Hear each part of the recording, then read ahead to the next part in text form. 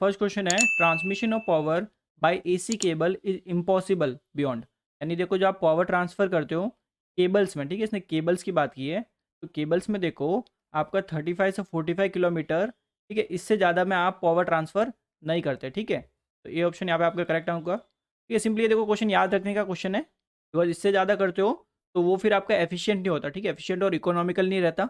कॉन्ड्यूइट pipe is generally employ for protection of, ठीक है, तो ये आपका यूज होता है वो वाली केबल्स जिनमें आपने शीट नहीं लगा रखी, ठीक है, शीट नहीं लगा रखी उनमें आप कॉन्ड्यूट पाइप यूज़ करते हो, ठीक है। तो ये आपके यूज़ होते हैं अनशीटेड केबल, यानी ये ऑप्शन आपका करेक्ट आंसर, ठीक है। अब देखो बेसिक एक में सिंपल केबल का जो स्ट्रक्चर होता है, ठीक है, वो एक बार बता देता हूँ, तो इससे बहुत क्वेश्चन पूछे जाते हैं, ठीक है। अब मैं मान रहा हूँ कोई 3 कोर केबल ले रहा हूँ, यानी 3 कोर होंगे उसके, ठीक है। तो देखो ये आपका एक कंडक्टर हो गया, ऐसे आपके देखो 2 और कंडक्टर हो जाएंगे, तो ये आपके 3 कोर केबल हो गई, यानी 3 कंडक्टर हो गए, ठीक है। अब हमें पता है कि कंडक्टर के ऊपर हमने इंसुलेशन कर रखा होता है, ठीक है। ये जो ब्लू कलर का है, ये जो कंडक्टर है ना, इन कंडक्टर के ऊपर इंसुलेशन है। तो ये आपकी हो गई 3 फेज़, ठीक है, केबल। और यहाँ पे हमने ये जो ब्लू कलर का जो दिख रहा है ना, ठीक है, ये आपका है हर कंडक्टर के ऊपर, या फिर बोल सकते हो हर केबल के ऊपर आपने जो क्या किया है इंसुलेशन कर रखा है, ठीक है। तो ये इंसुलेशन आपका देखो आइदर या तो पीवीसी आपने किया होगा या फिर आपका रबर का होगा। देखो सिंपल आप देखो कोई वायर आप देखते हो, ठीक है, आपने कोई वायर देखा होगा आपने घर पे, ठीक है, उसमें देखो सिंपल जैसे आप येलो कलर का वायर देखा आपने, तो येलो कलर का बोलने का मतलब क्या है कि उसके ऊपर एक सिंपल इंसुलेशन कर रखा है येलो कलर का, ठीक है, आप देखते हो ना, तो वही इंसुलेशन की बात करो, ठीक है। देन यहाँ पे देखो ये केबल जो होती है, ठीक है, ये ऐसे सिंपल। अब यहाँ पे देखो ये जो आपने कंडक्टर्स थे, ठीक है, 3 कोर थी आपकी केबल, ठीक है, ये 3 जो कंडक्टर थे इनके ऊपर आपने इंसुलेशन कर दिया। फिर क्या करते हो, इनके ऊपर इंसुलेशन करने के बाद एक शीट लेते हो, ठीक है, ये जो आपको दिख रही है ना, ये जो एरिया आपका, ये आपकी शीट है, ठीक है, मेटालिक शीट है, जो आपने इन तीनों कंडक्टर के ऊपर कर रखी है, ठीक है। ये आपकी है मेटालिक शीट। और ये किसकी होती है, देखो सिंपली आपको ये भी पूछ सकते हैं कि किससे करते हैं हम मेटालिक शीट। तो ये आपकी देखो या तो आप एल्यूमिनियम से करोगे या फिर आपकी होगी लेड यानी पीबी, ठीक है। ये भी आपको याद रखना है कि किससे करते हैं, ठीक है, मेटालिक शीट आपकी हो गई। उसके बाद देखो आपका क्या होता है कि हम बीडिंग करते हैं, ठीक है, बीडिंग, ये सब आपको याद रखना है कि देखो कि सबसे पहले आपकी मेटालिक शीट, उसके बाद आपकी बीडिंग, ठीक है। ऐसे ये जो जो आपके प्रोसेस कंटिन्यूसली होते हैं इनको स्टेप बाय आपको याद रखना है। तो ये आपकी बीडिंग हो जाएगी, ठीक है। और बीडिंग हम करते हैं किससे, ये आपका देखो या तो करेंगे हिसेन से या फिर आपका जूट, तो ये आपकी है बीडिंग।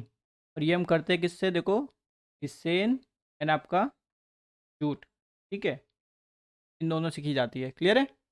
अब देखो यहाँ पे समझना, देखो मेटालिक शीट की ज़रूरत क्यों पड़ी है मैं आपको समझाता हूँ। देखो अभी मेटालिक शीट क्या करती है आपकी, ठीक है, देखो ये आपका जो आपने इंसुलेशन किया ना पीवीसी और रबर, तो देखो इन पे अगर आपका मॉइस्चर लग गया, यानी अगर पानी वानी, ठीक है, मॉइस्चर वगैरह जो होता है, ठीक है, मॉइस्चर लग गया यानी नमी हो गई, तो यहाँ पे इसकी डाइलेक्ट्रिक स्ट्रेंथ कम हो जाएगी, ठीक है, तो यानी इंसुलेशन आपका फेल हो जाएगा। तो मेटालिक शीट हमने इसलिए लगाई है ताकि ये जो इंसुलेटर है ना हमारा पीवीसी और रबर जो हमने इंसुलेशन यूज़ किया है, ये आपका मॉइस्चर इनके ऊपर ना लग जाए, ठीक है, मॉइस्चर से इनको प्रोटेक्ट करने के लिए हमने मेटालिक शीट यूज़ की है, ठीक है। तो इनका पर्पस भी आपको याद होना चाहिए, ठीक है। तो मेटालिक शीट आप लिख सकते हो to protect the insulation against moisture. And देखो सिंस इंसुलेशन हो गया, मेटालिक शीट हो गई, बीडिंग हो गई, बीडिंग के बाद आपकी होती है आर्मरिंग। आर्मरिंग मतलब सिंपल नाम से समझ सकते हो, ठीक है, आर्मर, जैसे आपके जो वॉरियर्स वगैरह होते हैं वो आर्मर पहनते ना, ठीक है, क्यों पहनते, ताकि उनको लगे ना, ठीक है। ये सिंपल आपका क्या करता है, आपके वायर को मैकेनिकल प्रोटेक्शन प्रोवाइड करता है, ठीक है, यानी इनको प्रोटेक्शन प्रोवाइड करता है ये आपका आर्मरिंग, ठीक है, आर्मरिंग प्रोसेस है। और करते किससे, ये हम करते देखो या तो स्टील वायर से करेंगे इसको, ठीक है, स्टील वायर से क्यों करते हैं, बिकॉज स्टील वायर की आपकी मैकेनिकल स्ट्रेंथ अच्छी होती है, ठीक है, या फिर हम करेंगे गैल्वेनाइज स्टील, ठीक है, या तो सिंपल नॉर्मल स्टील या फिर गैल्वेनाइज स्टील, बिकॉज दोनों की आपकी मैकेनिकल स्ट्रेंथ अच्छी खासी होती है, ठीक है। गैल्वेनाइज स्टील तो हमने देखी भी थी, उसकी मैकेनिकल स्ट्रेंथ अच्छी होती है, इसलिए उसमें हम क्या करते हैं ग्राउंड वायर के लिए भी उसी को यूज़ करते हैं, ठीक है, और गे वायर के लिए भी उसी को यूज़ करते हैं, ये हम सब पढ़ चुके हैं ऑलरेडी, ठीक है। ये आपकी है आर्मरिंग, और आर्मरिंग हम करते हैं या तो स्टील वायर से होगी, ठीक है, ये जो आपको दिख रहा है ये आपका स्टील वायर है, ठीक है, या तो स्टील वायर होगा यहाँ पे या फिर आपका होगा गैल्वेनाइज स्टील। सिंपल हमें मैकेनिकल स्ट्रेंथ ज़्यादा चाहिए होती है, ठीक है। अब यहाँ पे देखो बीडिंग हमने क्यों की है, यहाँ पे समझो, देखो यहाँ पे आपने स्टील का वायर यूज़ किया, यहाँ पे आपने मेटालिक शीट यूज़ की, ठीक है, तो ऐसा समझ लो, देखो मेटालिक शीट आपने एल्यूमिनियम से कर दी और यहाँ पे आपने आर्मरिंग स्टील वायर से कर दी, तो दोनों डिफरेंट डिफरेंट मेटल है, ठीक है, तो दोनों डिफरेंट मेटल अगर आपके कॉन्टैक्ट में आएंगे तो उसमें क्या होगा, कोरोजन हो सकता है, यानी जंग लग सकता है। ठीक है, तो इसलिए हमने क्या किया, इस मेटालिक शीट को और आर्मरिंग को सेपरेट करने के लिए बीच में बीडिंग कर दी। ठीक है, यानी ये क्या करेगा बीडिंग आपका, ये आपका अवॉइड करेगा कोरोजन बनने, यानी कोरोजन नहीं बनेगा। ठीक है, avoid corrosion between metallic sheet and armouring. Then आपका आर्मरिंग के बाद, ठीक है, यहाँ पे आ जाता है लास्ट में सर्विंग। ठीक है, सर्विंग बेसिकली ये भी हम करते हैं किससे, जिससे बीडिंग की है ना, वो इसी से करते हैं। ठीक है, यानी हिसेन और जूट, ये आपकी है सर्विंग। ठीक है, इसको भी याद रखिए। ठीक है, ये आपकी होती है हिसेन, हिसेन एंड आपका जूट।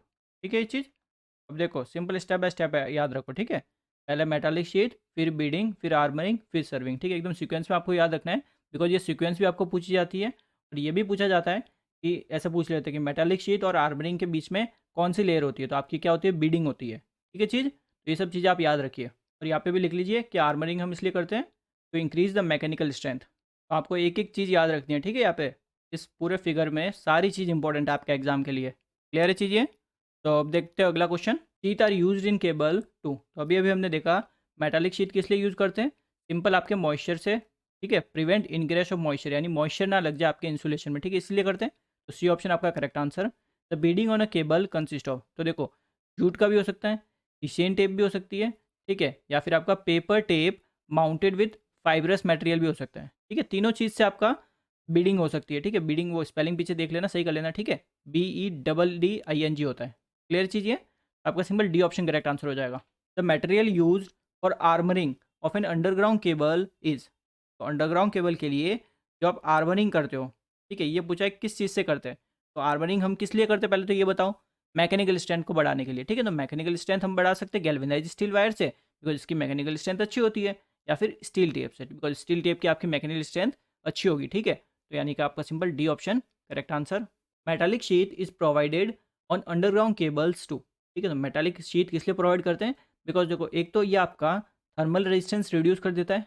ठीक है, एंड आपका control the electrostatic voltage stress, यानी जो वोल्टेज स्ट्रेस है उसको भी ये बेसिकली आपका कंट्रोल कर देता है।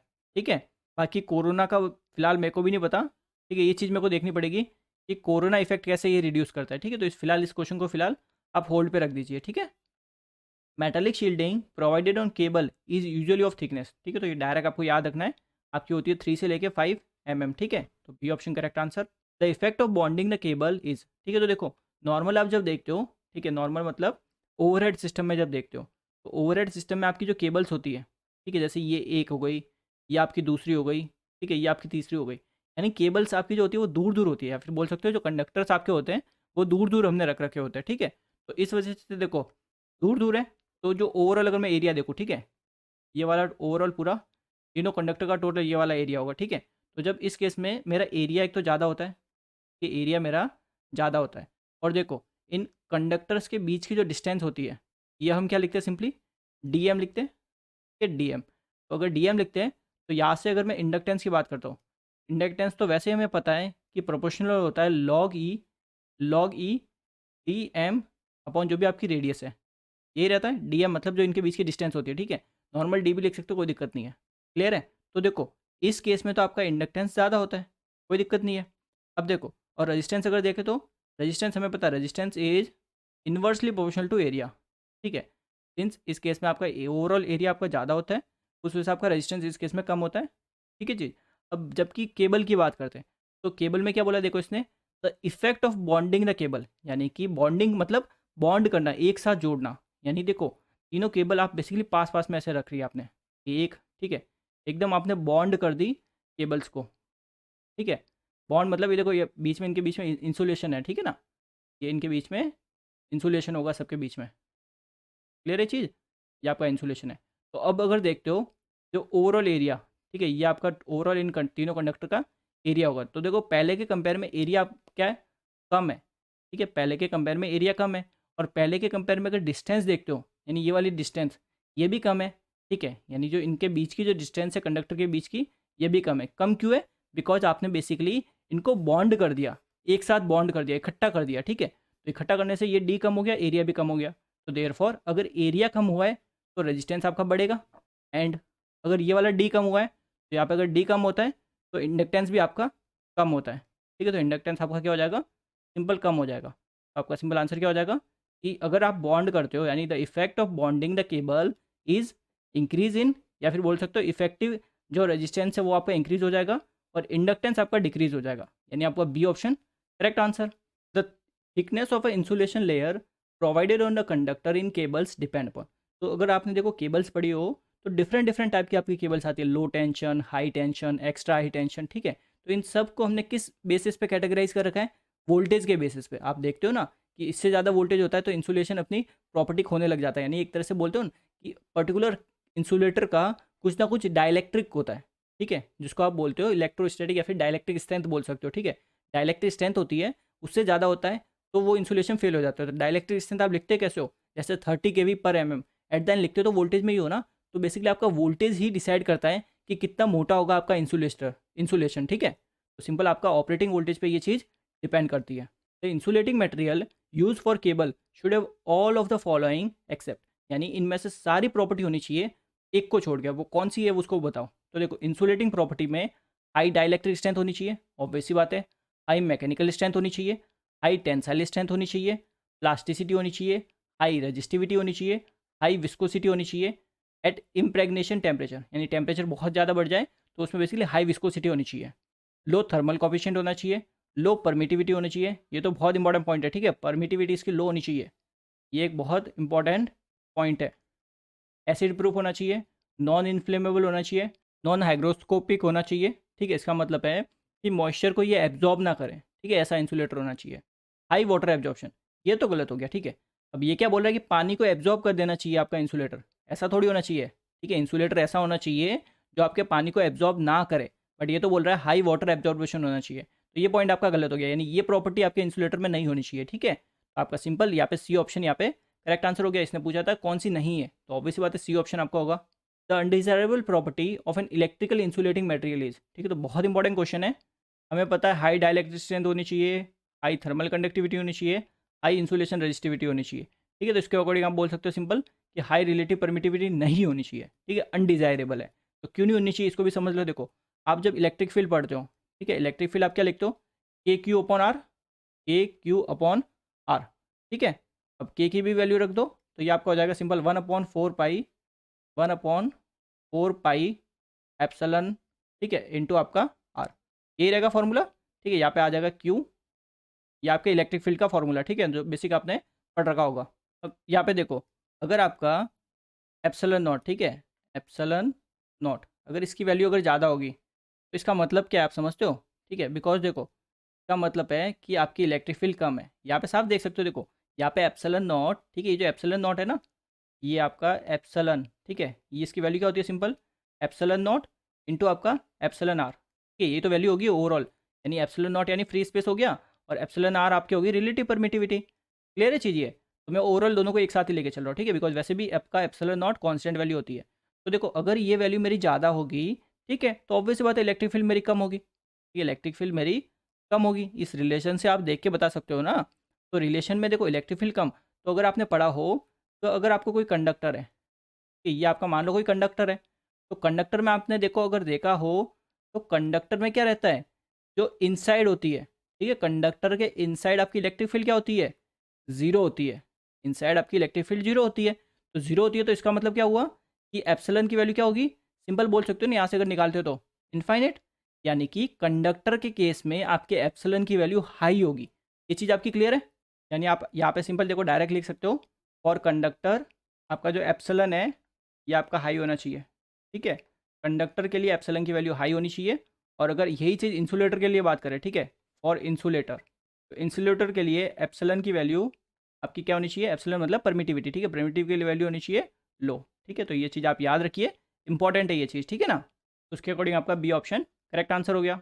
एम्पायर टेप इज, ठीक है, तो आपका जो एम्पायर टेप ये बेसिकली जो वार्निश, ठीक है, वार्निश कैम्ब्रिक होता है, इसी का दूसरा नाम होता है एम्पायर टेप, ठीक है। तो ये ऑप्शन यहाँ पे करेक्ट आंसर है।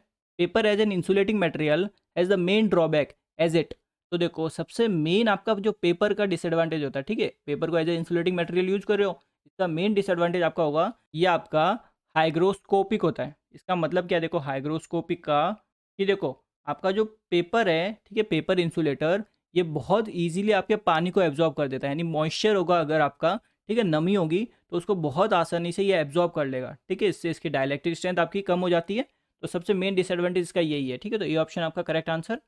अब देखो कुछ बेसिक चीज़ें जो होती है पेपर इंसुलेटर से, आपकी इसकी डाइलेक्ट्रिक स्ट्रेंथ आपको याद रखनी है 30 kV/mm, इसकी रजिस्टिविटी याद करनी है 10 की पावर 7 ओम मीटर, और टेम्परेचर मैक्सिमम कितना हैंडल कर सकता है 100 डिग्री सेल्सियस, ठीक है। अब देखो paper insulator cable, the conductor cross section is usually limited to, तो ये आपका होता है 600 mm², ठीक है। द डाइलेक्ट्रिक स्ट्रेंथ ये आपकी होती है A 30 kV/mm। Paper use as an insulating material is usually treated with oily compound because it, तो देखो जो पेपर इंसुलेटर होते हैं ना, उनमें क्या करते हैं, ठीक है, इंसुलेटर आपने लगा दिया किसी पर्टिकुलर वायर के ऊपर, देन उसके बाद उसके ऊपर हम ऑयल लगा देते हैं, ठीक है, कुछ ऑयली कंपाउंड लगाते हैं। ऐसा इसलिए करते हैं, देखो सबसे बेस्ट एग्जांपल बताता हूँ। आप अगर नॉर्मली जो पेपर ले, ठीक है, एक पेपर ले लो, पेपर के बहुत सारे टुकड़े कर दो, उनको और नीचे रख दो, ठीक है, फिर एक प्लास्टिक का स्केल लो, उसको आप अपने सर में यानी बालों में रब करो, ठीक है। रब करने के बाद अगर उन पेपर के पास लेके आओगे तो पेपर उस स्केल पे चिपक जाते हैं, ठीक है। ये आपने देखा भी होगा, जब छोटे थे तब ऐसा करते थे, ठीक है। सारे पेपर आपके उस स्केल पर या प्लास्टिक के स्केल पर सारे चिपक जाते थे, ठीक है चीज़। तो ये जो चीज़ है ना, ये आपका क्या हुआ, एक तरह से आपका पेपर जो है ना, वो आपके इलेक्ट्रोस्टैटिकली चार्ज हो गए, ठीक है। इलेक्ट्रोस्टैटिक आप पढ़ते हो, ठीक है, फिजिक्स में 12th में पढ़ा था, उसी में ये चीज़ आपकी आती है, ठीक है। तो क्या होता है देखो, जब आपका बहुत हाई वोल्टेज होगा ना, तो आपके जो पेपर होगा ये, ठीक है, पेपर इंसुलेटिंग, ये आपका इलेक्ट्रोस्टैटिकली चार्ज हो जाएगा, ठीक है। बेस्ट एग्जांपल यही है, ठीक है, आप चाहे करके देख लेना। ये कोई भी पेपर उठा लो, उस पेपर के बहुत सारे टुकड़े कर दो, ठीक है, टुकड़े रख के आप सिंपल अपने टेबल पे रख दो, फिर एक प्लास्टिक का स्केल लो, उसको सर पे अपने रब करो, ठीक है। उसके बाद उस स्केल को उन पेपर के पास लेके आओगे तो पेपर उन पे बेसिकली इलेक्ट्रोस्टैटिकली चार्ज हो जाएंगे, यानी उस स्केल पे चिपक जाएंगे, ठीक है। तो ये आपकी इसके प्रॉब्लम होती है, ठीक है। उस वजह से इसको अवॉइड करने के लिए हम क्या करते हैं, ऑयल लगा देते हैं पेपर इंसुलेटिंग मटेरियल पर, ठीक है। तो ऑयल लगाते हैं तो उससे फिर वो चार्ज नहीं होते, ठीक है। Single core cable are usually not provided with armouring in order to, तो देखो सिंगल कोर बोलने का मतलब है क्या है, आपने केबल्स देखी होगी, तो देखो ऐसे आपका ये कोर होता है, जैसे ये एक कोर हो गया, ठीक है, ऐसे ये आपका दूसरा कोर हो गया, ऐसे आपका ये तीसरा कोर हो गया, ठीक है, जिनमें आपको बेसिकली करंट फ्लो होता है, क्लियर है। तो देखो इसमें अगर करंट फ्लो होगा तो यहाँ पे क्या होगा, एक फ्लक्स सेटअप होगा, ठीक है। तीनों अगर 3 कोर की बात कर रहे हैं तो तीनों कोर में आपका एक एक फ्लक्स सेटअप होगा, ठीक है। तो ये जो फ्लक्स सेटअप होता है इसकी वजह से क्या होगा, देखो आपने यहाँ पे कर रखी होती है मेटालिक शीट, ठीक है, ये आपकी कुछ ऐसी कुछ आपकी मेटालिक शीट होती है। तो मेटालिक शीट आप करते हो या तो एल्यूमिनियम से या फिर लेड से, ठीक है। तो देखो दोनों में ही क्या होता है, एक आपका ईएमएफ इंड्यूस होता है, ठीक है, बिकॉज सिंस आपका ये फ्लक्स है, ठीक है, और फ्लक्स कंटिन्यूसली आपका चेंज होगा, तो उसकी वजह से क्या होगा, इस मेटालिक शीट में एक ईएमएफ इंड्यूस होगा, ठीक है। इस ईएमएफ इंड्यूस होने की वजह से क्या होगा, एडी करंट आपका फ्लो होना स्टार्ट हो जाएगा, ठीक है। यानी कि जो आपकी शीट है, इस शीट में आपके एडी करंट ऐसे फ्लो होना स्टार्ट हो जाएगा, ठीक है। ऐसे ही तो होता है आपका, बोले ऐसे आप बनाते हो ना, ठीक है। ये आपका बेसिकली एडी करंट फ्लो हो रहा है आपके शीट में, ठीक है चीज़ें। तो देखो इस एडी करंट की वजह से आपका एडी करंट लॉस होगा, ठीक है। तो एडी करंट लॉस होगा, इसी को क्या बोलते हैं हम, शीट लॉस, ठीक है, या फिर आर्मरिंग लॉस, ठीक है। बिकॉज देखो अगर शीट में हुआ तो शीट लॉस, बिकॉज देखो शीट और जो आर्मरिंग होती है, ठीक है, दोनों आप उस मटेरियल से करते हो, बेसिकली एक तरह से आपका मैग्नेटिक मटेरियल होता है, ठीक है। उसकी वजह से क्या होता है, उसमें आपका एडी करंट फ्लो होता है, जिसकी वजह से आपका एडी करंट लॉस होता है, उसकी वजह से आपका शीट लॉस या फिर बोल सकते हो आर्मरिंग लॉस होता है, ठीक है। बिकॉज दोनों मटेरियल आपके एक तरह से सेम ही होते हैं, सिंस ये आपके ये लॉस हो रहा है, ठीक है। तो यहाँ पे एक चीज़ समझते हो, अगर देखो केबल की लेंथ बड़ी होगी तो ज़रा समझो, देखो जितनी लंबी आपकी केबल होगी, ठीक है, उतना ज़्यादा आपके ऐसे एडी करंट के ऐसे बहुत सारे बनेंगे, बहुत सारे बनेंगे। तो इसका मतलब क्या हुआ कि लेंथ के बढ़ने के साथ आपका शीट लॉस भी बढ़ता है, ठीक है। ये चीज़ ये पूछ सकते हैं, ये आपको पता होना चाहिए, ठीक है। और ज़रा देखो ये जो लॉस है ना, इस लॉस की वजह से हम क्या करते हैं, avoid excessive loss in the armour, ठीक है। इसलिए हम आर्मरिंग नहीं करते सिंगल कोर केबल में, बिकॉज देखो थ्री फेज में क्या रहता है, देखो थ्री कोर केबल में देखो तीन आपके करंट होंगे तो तीन फ्लक्स प्रोड्यूस होंगे, जो आपका नेट फ्लक्स होगा 5, ठीक है। ये क्या होगा आपका, एक कोर की वजह से जो हुआ, प्लस आपके दूसरे कोर की वजह से हुआ, प्लस आपका तीसरे कोर की प्लस, ठीक है। तो तीसरे तीनों कोर की वजह से जो फ्लक्स हो रहा है, ठीक है, टोटल फ्लक्स, ये आपका सम आपको जीरो मिलता है, ठीक है। उस वजह से थ्री कोर केबल में आपका लॉस नहीं होता, शीट लॉस और आर्मरिंग लॉस नहीं होता, क्योंकि कोई फ्लक्स ही नहीं है तो कोई आपका एडी करंट फ्लो होगा नहीं, क्लियर है। जबकि सिंगल कोर केबल में ऐसा नहीं रहता, बिकॉज सिंगल कोर में आपका एक ही तो कोर रहता है। तो अगर एक कोर होगा तो आपका ऑब्वियस बात है फ्लक्स एग्जिस्ट करेगा, यानी आपका जो नेट फ्लक्स है ये आपका फाई ए के बराबर होता है, ठीक है, जो कि आपका बेसिकली जीरो नहीं होता। ठीक है, तो इस फ्लक्स की वजह से एडी करंट प्रोड्यूस होता है, इसकी वजह से आपका शीट लॉस होता है। ठीक है, तो सिंगल कोर केबल में हम बेसिकली एक्सेसिव लॉस को अवॉइड करने के लिए हार्मनिंग नहीं करते। ठीक है, और अगर करेंगे भी तो नॉन मैग्नेटिक मटेरियल से करेंगे, ठीक है, जिसमें आपका एडी करंट प्रोड्यूस ना हो पाए। क्लियर है, non magnetic but conducting material, C option यहाँ पे करेक्ट आंसर। क्लियर है चीज़ ये। मल्टी कोर केबल आर, ठीक है, तो देखो मल्टी कोर मतलब जिसमें एक से ज़्यादा कोर हो, ठीक है, 3 हो सकते हैं, 4 हो सकते हैं। तो देखो वो कोर आपके ओवल शेप में भी हो सकते हैं। ओवल का मतलब होता है जो अंडे का जो शेप होता है ना, वो वाला शेप, ठीक है। एंड आपका सेक्टर शेप कंडक्टर्स भी हो सकते हैं, ठीक है, sector shape conductor. Sector basically देखो, जैसे ये अगर मैं रेफरेंस लेता हूँ तो कुछ ऐसा आपका ये शेप होगा, ठीक है, ये आपका सेक्टर शेप है। ऐसे भी हो सकते हैं, ठीक है, तो आपका डी ऑप्शन यहाँ पे करेक्ट होगा। इन a 3 phase 4 wire cable the cross section area of neutral conductor is, ठीक है, तो सिंस देखो इसने केबल में बात की है, बिकॉज आप ओवरहेड में जब बात करते हो तो ओवरहेड में तो आपका आधा होता है, ये हमें पता है। बट आपकी जो केबल होती है, केबल में आपका बराबर होता है, ठीक है, तो क्या बोलेंगे, equal to the area of phase conductor, यानी बी ऑप्शन यहाँ पे correct answer. The belted type construction is not suitable for cables use for voltage exceeding 22 kV because, अब देखो डिफरेंट डिफरेंट आपके कंस्ट्रक्शन होते हैं केबल के, ठीक है, बेल्टेड, स्क्रीन, प्रेशर, ठीक है, बहुत अलग अलग है, ठीक है, जो 3 फेज सर्विस में हम यूज़ करते हैं। अब देखो जो मेन जो केबल आपकी अंडरग्राउंड केबल्स, इनको हमने डिफरेंट डिफरेंट वोल्टेज के बेसिस पर डिवाइड कर रखा है, ठीक है, तो वो देख लो पहले। जैसे देखो लो टेंशन की जब बात करें तो ये आपकी होती है अप टू 1000 वोल्ट, ठीक है, हाई टेंशन मतलब 11 kV, सुपर टेंशन मतलब 33 kV, ठीक है, and extra high tension means 66 kV, and extra super voltage cable यानी 132 kV, ठीक है। तो ये आपको कभी कभार वोल्टेज की रेंज पूछ लेते हैं, जैसे पूछ लेंगे कि सुपर टेंशन केबल के लिए आप कहाँ तक यूज़ कर सकते हो, तो वो हो गया अप टू 33 kV, ठीक है, तो ये आप एक बार याद रखिए।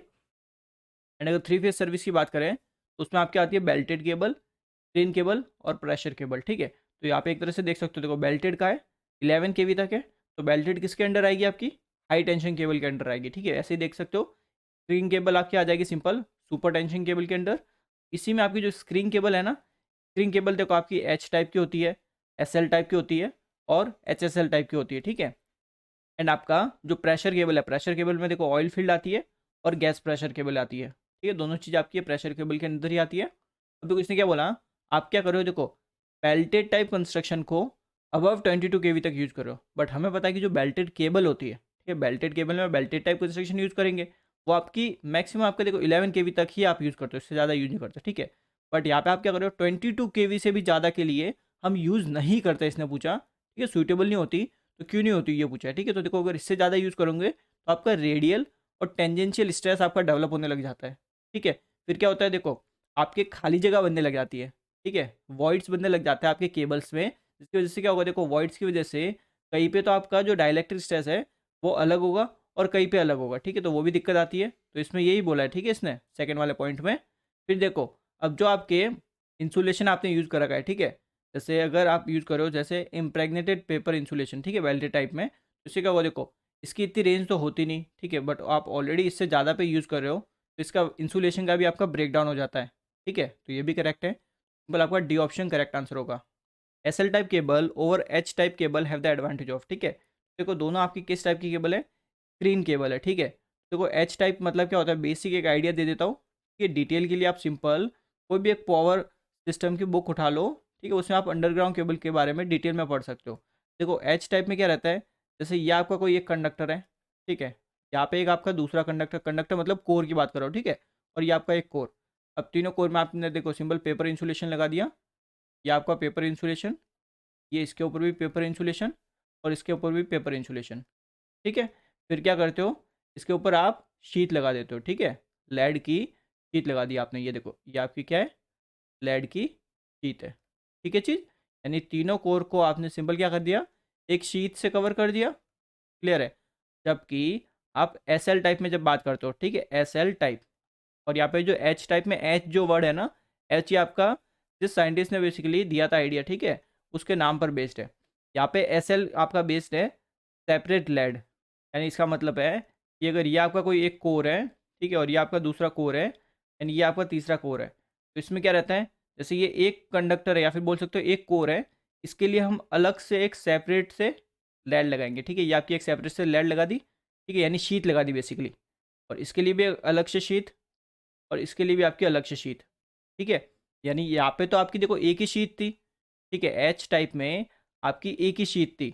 बट यहाँ पे क्या हो रहा है आपका, सेपरेट से हर कोर के लिए अलग अलग शीट है। तो इसका फ़ायदा देखो क्या होता है, देखो इसमें तो आपने ओवरऑल शीट लगाई है, तो इसको थोड़ा मोड़ने में दिक्कत होती है, ठीक है, इतनी फ्लेक्सिबिलिटी नहीं मिल पाती। बट यहाँ पे आपने इंडिविजुअल यूज़ किया है, तो इसको आप इजीली मोड़ सकते हो, ठीक है, मोड़ने में इतनी प्रॉब्लम नहीं आती, यानी फ्लेक्सिबल होता है ये वाला आपका एसएल टाइप, ठीक है। तो देखो ऑप्शन पढ़ो, possibility of bending the cable owing to no overall lead sheath. यानी कि देखो आपने एक एक के ऊपर लगा दी, अब इसके बाद अगेन थोड़ी आप लगा रहे हो, बट इसमें आपने ये पूरी बड़ी लगा रखी है ना, तो इसकी वजह से मोडे में इसको दिक्कत आती है, ठीक है। तो यानी कि नो ओवरऑल लीड शेथ, यानी ओवरऑल लीड शेथ हम यूज नहीं करते एसएल टाइप में, ठीक है। ये पॉइंट सही है। Less tendency for oil drainage on hilly routes owing to elimination of filler space containing compound. अब यहाँ पे देखो, यहाँ पे आपकी खाली जगह आपको मिल सकती है, ठीक है, मेटालिक शीट आपने बाहर लगाई है तो यहाँ पे खाली जगह मिल सकती है। बट यहाँ पे देखो जो आपकी मेटालिक शीट है, ठीक है, सबके लिए आपने सेपरेट यूज़ किया, तो यहाँ पे कोई भी आपको खाली जगह नहीं मिलेगी, ठीक है, यानी वॉइड्स आपके नहीं बनेंगे इसमें सेपरेट टाइप में, जिससे क्या होगा बेसिकली ऑयल आपका लीक नहीं होगा, ठीक है, क्लियर। कि आपका ऑयल बिल्कुल भी लीक नहीं होगा, ठीक है। तो सेकंड पॉइंट भी करेक्ट है, यानी सिंपल क्या हो जाएगा आपका, बोथ ए एंड बी, यानी डी ऑप्शन आपका करेक्ट आंसर होगा, बिकॉज इजी मैन्युफैक्चरिंग तो वैसे ही नहीं होने वाली। स्क्रीन टाइप केबल और belted cable have the advantage of, यानी जो स्क्रीन टाइप केबल होती है उसमें क्या क्या एडवांटेज होता है ये पूछा है, ठीक है। तो देखो reduce the possibility of core to core fault, तो एकदम सही है, बिकॉज देखो यहाँ पे आपने देखा ये आपकी अलग से शीट आपने यूज़ की और इस पर भी अलग से शीट यूज़ की, तो दोनों शीट है आपकी, दोनों कनेक्ट कर रखी है, तो ये कोर और ये कोर दोनों के बीच में फॉल्ट होने के चांस क्या आपके कम है, ठीक है। तो यानी आपका reduce possibility of core to core fault, ठीक है, तो ये एकदम सही है। Uniform radial electric stress in all direction of the dielectric, तो ये भी सही है, जो स्ट्रेस लगता है वो एकदम बराबर लगता है, ठीक है। No possibility of void within the dielectric, ठीक है, जो आपका डायलैक्ट्रिक है उसमें आपके वॉइड बनने के बिल्कुल भी चांस नहीं होते, यानी खाली जगह कहीं पे भी नहीं रहती, ठीक है। तो सी ऑप्शन आपका सही है। इंक्रीज करंट कैरिंग कैपेसिटी, तो ऑब्वियस बात है, देखो स्क्रीन टाइप केबल जो होती है ये आप कितने के लिए यूज़ करते हो, ये आप यूज़ करते हो अप टू 33 kV, ठीक है, जबकि बेल्टेड केबल आप यूज़ करते हो 11 kV, ठीक है। तो ऑब्वियस सी बात है वोल्टेज बढ़ गया तो करंट कैरिंग कैपेसिटी भी इसकी बढ़ गई, ठीक है। तो डी भी करेक्ट है, आपका ई ऑप्शन यहाँ पे करेक्ट आंसर हो जाएगा।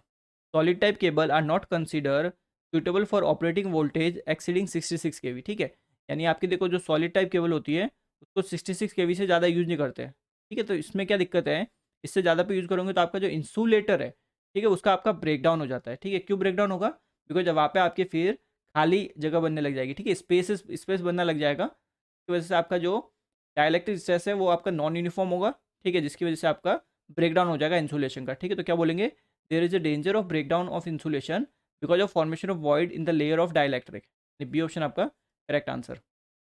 इन a 3 core extra high voltage cable a metallic screen around each core is provided to, यानी किसकी बात कर रहा है ये आपकी सेपरेट लाइट की बात कर रहा है, ठीक है। सेपरेट लाइट में अलग से हम मेटालिक शीट यूज़ करते हैं ना हर कोर के लिए, उसकी बात कर रहा है। तो ये ऐसा करने से क्या होता है आपका, देखो जो आपका इलेक्ट्रिक स्ट्रेस है ना वो बेसिकली हम रेडियल इलेक्ट्रिक स्ट्रेस हमें मिलता है, कि रेडियल इलेक्ट्रिक स्ट्रेस, ये ऑप्शन यहाँ पे करेक्ट होगा।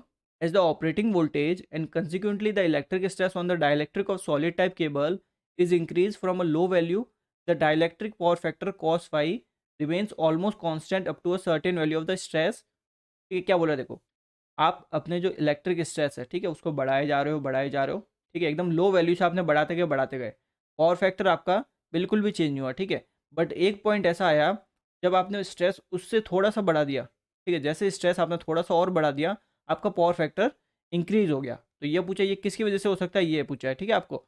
तो ये सिंपल आपका होगा जब आपका, देखो आपके, आप जब इसको डाइलेक्ट्रिक स्ट्रेस को, ठीक है, या फिर बोल सकते हो इलेक्ट्रिक स्ट्रेस को इसको बढ़ाओगे, क्लियर है, तो धीरे धीरे बढ़ा रहे हो तो एक सर्टेन पॉइंट आएगा, उसके बाद क्या होगा, आपके जो वॉइड्स बने, ठीक है, जो खाली जगह बनी है, ठीक है, उसमें क्या होगा आपका एयर होगी, ठीक है, एयर होगी, या फिर बेसिकली आपका ऑयल भी हो सकता है, ठीक है। तो इसका क्या हो जाएगा आपका आयनाइजेशन होगा, ठीक है, इसका आपका आयनाइजेशन होना स्टार्ट हो जाएगा, ठीक है, ज़्यादा आपका इलेक्ट्रिक स्ट्रेस होगा तो यहाँ पे जो भी आपका एयर है उसका आयनाइजेशन हो जाएगा, इसकी वजह से क्या होगा बेसिकली आपका पावर फैक्टर बढ़ने लग जाएगा। तो क्या बोलेंगे, ionisation in the voids present in the dielectric, यानी बी ऑप्शन आपका correct answer. At a higher voltage belted cable are more suitable than screen cable, ठीक है, तो गलत है, बिकॉज बेल्टेड हम यूज़ करते हैं 11 kV, जबकि आप जो स्क्रीन केबल लें ये आपका अप टू 33 kV तक हम यूज़ करते हैं, ठीक है, तो ये पॉइंट आपका गलत है। क्या बोलेंगे? No, because at high voltage at a break down may occur due to the non radial dielectric stress, यानी बी ऑप्शन यहाँ पे आपका करेक्ट होगा। Oil fill cable have the advantage of, ठीक है, तो ऑयल फिल में आपका देखो कोई आयनाइजेशन नहीं होता, कोई ऑक्सीडेशन नहीं होता, कोई आपके वॉइड्स नहीं बनते, ठीक है, यानी कोई खाली जगह नहीं बनती। Possibility of increase temperature range in service, तो ऑब्वियस बात है अगर ऑयल यूज़ कर रहे हो तो जो टेम्परेचर हैंडल करने की बेसिकली कैपेसिटी है वो भी आपकी बढ़ जाती है, ठीक है। मोर मैक्सिमम परमिसिबल स्ट्रेस, ठीक है, ऑयल फिल करने से ज़्यादा स्ट्रेस को ये हैंडल कर सकता है, ठीक है, तो आपका डी ऑप्शन यहाँ पे करेक्ट होगा। Oil fill cables have the advantage of, देखो ऑयल फिल केबल आपका साइज में छोटी होती है, ठीक है। मोस्ट परफेक्ट इम्प्रेगनेशन, एकदम परफेक्ट आपको इम्प्रेगनेशन मिलता है यहाँ पे। इजी डिटेक्शन ऑफ फॉल्ट, ठीक है, तो सिंपल क्या हो जाएगा आपका? All of the above. Oil fill cable have the drawback of, ठीक है, क्या क्या ड्रॉबैक है ये पूछा है, तो सिंपल आपका देखो ऑयल फिल केबल में क्या ड्रॉबैक हो जाएगा?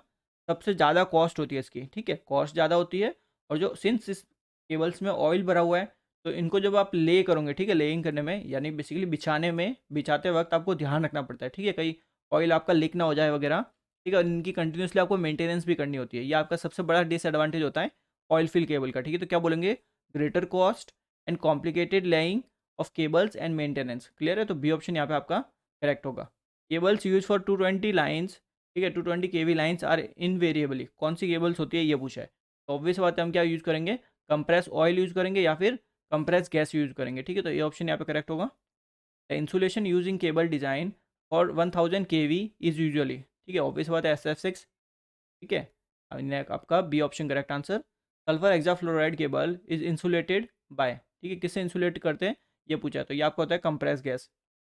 इन compress gas insulated cable SF6 has the gas pressure in the range of, ठीक है, तो ये तो आपको डायरेक्ट याद रखना है, ये आपका होता है 3 से 5 kg per centimetre square. At bridge crossing and near the railway track ternary lead cables are use because they, ये इसलिए यूज़ करते हैं बिकॉज इनका जो आपका वेट होता है ना वो कम होता है, ठीक है, इनका वजन कम होता है इसलिए इनको यूज़ करते हैं, तो क्या बोलेंगे? Simple, are of low specific gravity, because आपका वेट इसी से रिलेट होता है स्पेसिफिक ग्रेविटी से, ये ऑप्शन यहाँ पे आपका करेक्ट होगा। Internal pressure cables have the advantage of, क्या क्या एडवांटेज होता है इंटरनल प्रेशर केबल के ये पूछा है, ठीक है, तो एलिमिनेशन ऑफ एक्सटर्नल एसेसरीज, ठीक है, बाहर में अलग से और दूसरी चीज़ें नहीं चाहिए होती, ठीक है, इसमें suitable for vertical run without any fear of drainage with suitable design, ठीक है, mark improvement in the power factor of the cable dielectric with the increase pressure, ये भी सही है, आपका डी ऑप्शन यहाँ पे करेक्ट होगा, ठीक है। अब देखो आप सिंपल जितने भी देखो केबल्स है ना, केबल्स हो गए अंडरग्राउंड केबल्स में, अब इनके बारे में तो आपको देखो खुद पढ़ना पड़ेगा, बिकॉज मैं एक एक केबल का पूरा कंस्ट्रक्शन उसका डिटेल में आपको समझा नहीं सकता, ठीक है, आप सिंपल देखो बुक खोल दो, वीके मेहता की पावर सिस्टम की जो बुक है उसमें आप देख लेना, ठीक है, उसमें एकदम टॉपिक वाइज दे रखे हैं, ठीक है, oil fill cable, pressure cable में एकदम डिटेल में अच्छे से समझा रखा है, वो आप एक बार रीड आउट कर लेना, आपको वैसे क्वेश्चन हो जाएंगे, ठीक है। With the rise in temperature the insulation resistivity, तो जरा देखो, देखो नॉर्मल आपका जो इंसुलेटर है, इंसुलेटर में क्या होता है, जैसे आप टेम्परेचर बढ़ाते हो, टेम्परेचर आप अगर इंक्रीज़ करते हो तो इससे क्या रहता है, आपका जो चार्ज कैरियर है वो आपके बढ़ने लग जाते हैं, ठीक है। जबकि देखो जब कंडक्टर की आप बात करते हो, कंडक्टर में क्या होता है, जब टेम्परेचर बढ़ता है जो आपके चार्ज कैरियर होते हैं उनके बीच में कॉलिजन बढ़ने लग जाता है, कॉलिजन बढ़ता है उसकी वजह से आपका रजिस्टेंस बढ़ जाता है, ठीक है, कंडक्टर में ऐसा ही रहता है।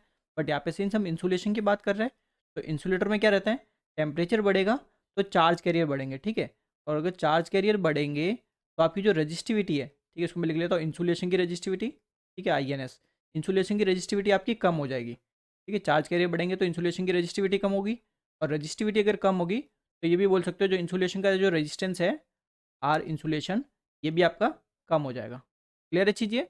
तो simple, with rise in the temperature the insulation resistivity reduce exponentially, ठीक है, लीनियरली नहीं होगी, बिकॉज चार्ज कैरियर आपके लीनियरली थोड़ी बढ़ेंगे, ठीक है, तो आपका डी ऑप्शन यहाँ पे करेक्ट आंसर।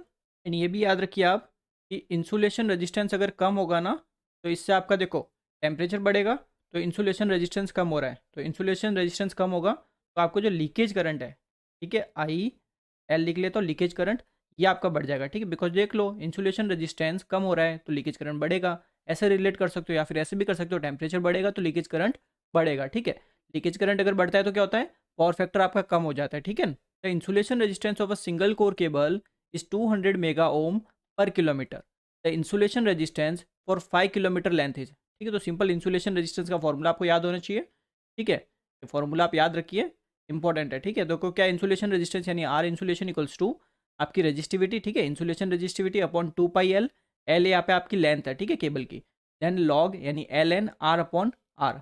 तो आर आपकी ये क्या है, ये आपकी है रेडियस कोर टू शीट, और ये आपकी है रेडियस ऑफ कोर। यानी देखो आपका जैसे ये अगर कंडक्टर का कोर है, ठीक है, यानी केबल का कोर है, तो यहाँ पे आपकी शीट लगी हुई होगी, ऑब्वियस सी बात है, ये आपकी शीट होगी। तो जो कंडक्टर है ना, इस कंडक्टर की रेडियस में ले रहा हूँ स्मॉल आर, और शीट तक जो रेडियस ले रहा हूँ ये मैं ले रहा हूँ कैपिटल आर, ठीक है। तो इसके लिए फॉर्मूला होता है डायरेक्ट, जो आपको याद रखना है, क्लियर है। तो यहाँ से आपने एक चीज़ नोटिस की कि इंसुलेशन रेजिस्टेंस लेंथ के इन्वर्सली प्रोपोर्शनल होता है, ठीक है।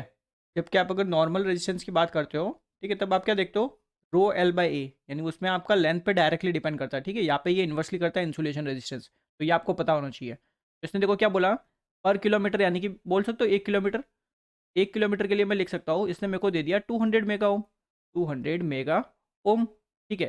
फिर बोल दिया 5 किलोमीटर के लिए बताइए कितना हो जाएगा, 5 किलोमीटर के लिए कितना हो जाएगा ये पूछा है, क्लियर है इतना। तो यहाँ से सिंपल सॉल्व कर सकते हो, देखो देयरफॉर जो आपका इंसुलेशन रेजिस्टेंस होगा, इंसुलेशन रेजिस्टेंस इसमें आपका सेकंड केस में, ठीक है, upon insulation resistance in first case, ये आपका सिंपल हो जाएगा लेंथ, यानी फर्स्ट केस की लेंथ अपॉन सेकंड केस की लेंथ। तो सिंपल यहाँ से निकाल दो, देखो आर इंसुलेशन, ठीक है, सेकंड केस का। तो ये आपके देखो, ये इसको यहाँ पे मल्टीप्लाई में भेज देना। तो आर इंसुलेशन फर्स्ट केस में कितना है, देखो 200 मेगा हो, तो ये आपका आ गया 200 मल्टीप्लाई लेंथ 1 कितना है आपका 1 किलोमीटर, डिवाइडेड बाय ये कितना है 5 किलोमीटर, ठीक है। तो ये आपका आ गया 40 मेगा ओम, क्लियर है। इतना देखो झंझट करने की जरूरत नहीं होती, ठीक है, मैं बस आपको सिंपल डिटेल में समझा रहा हूँ, बाकी इतना टाइम नहीं लगता, ठीक है, करने में। तो आपका ए ऑप्शन यहाँ पे करेक्ट होगा। The power factor of a open ended cable can B improve bye, तो पावर फैक्टर को कैसे इंप्रूव कर सकते हो ये पूछा है। तो अभी अभी मैंने बताया, देखो टेम्परेचर अगर बढ़ेगा आपका तो आपके चार्ज कैरियर बढ़ेंगे, एंड अगर आपके चार्ज कैरियर बढ़ेंगे तो आपका सिंपल जो रजिस्टिविटी है, ठीक है, इंसुलेशन रजिस्टिविटी, ये आपकी कम होगी, ठीक है। और ये अगर कम होगी तो आपका इंसुलेशन रेजिस्टेंस कम होगा, आर इंसुलेशन कम होगा। अगर इंसुलेशन रेजिस्टेंस कम होगा तो आप बोल सकते हो जो आपका लीकेज करंट है ये आपका बढ़ेगा, ठीक है, बिकॉज रेजिस्टेंस कम हो रहा है ना। तो यहाँ पे समझो लीकेज करंट जब आपका बढ़ता है ना, तब आपका पावर फैक्टर कम होता है, ठीक है, इससे आपका पावर फैक्टर कम होगा। तो इसने बोला कि पावर फैक्टर आपको क्या करना है, इंप्रूव करना है, ठीक है ना। तो पावर फैक्टर आप जरा सोचो इंप्रूव कैसे कर सकते हो, अगर आप इंसुलेशन रेजिस्टेंस को बढ़ा दोगे तो लीकेज करंट कम हो जाएगा, लीकेज करंट कम होगा तो आपका पावर फैक्टर अच्छा हो जाएगा, ठीक है चीज़। तो देखो इसमें हमें इंसुलेशन रेजिस्टेंस को बढ़ाना पड़ेगा तभी आपका पावर फैक्टर अच्छा होगा। तो सिंपल क्या बोलेंगे, इंक्रीजिंग द इंसुलेशन रेजिस्टेंस, यानी कि आपका डी ऑप्शन यहाँ पे करेक्ट आंसर है, क्लियर चीज़। ये इंपॉर्टेंट चीज़ है, ये आप याद रखिए, ठीक है ना। The capacitance of a cable increase, कैसे इंक्रीज होती है ये पूछा है।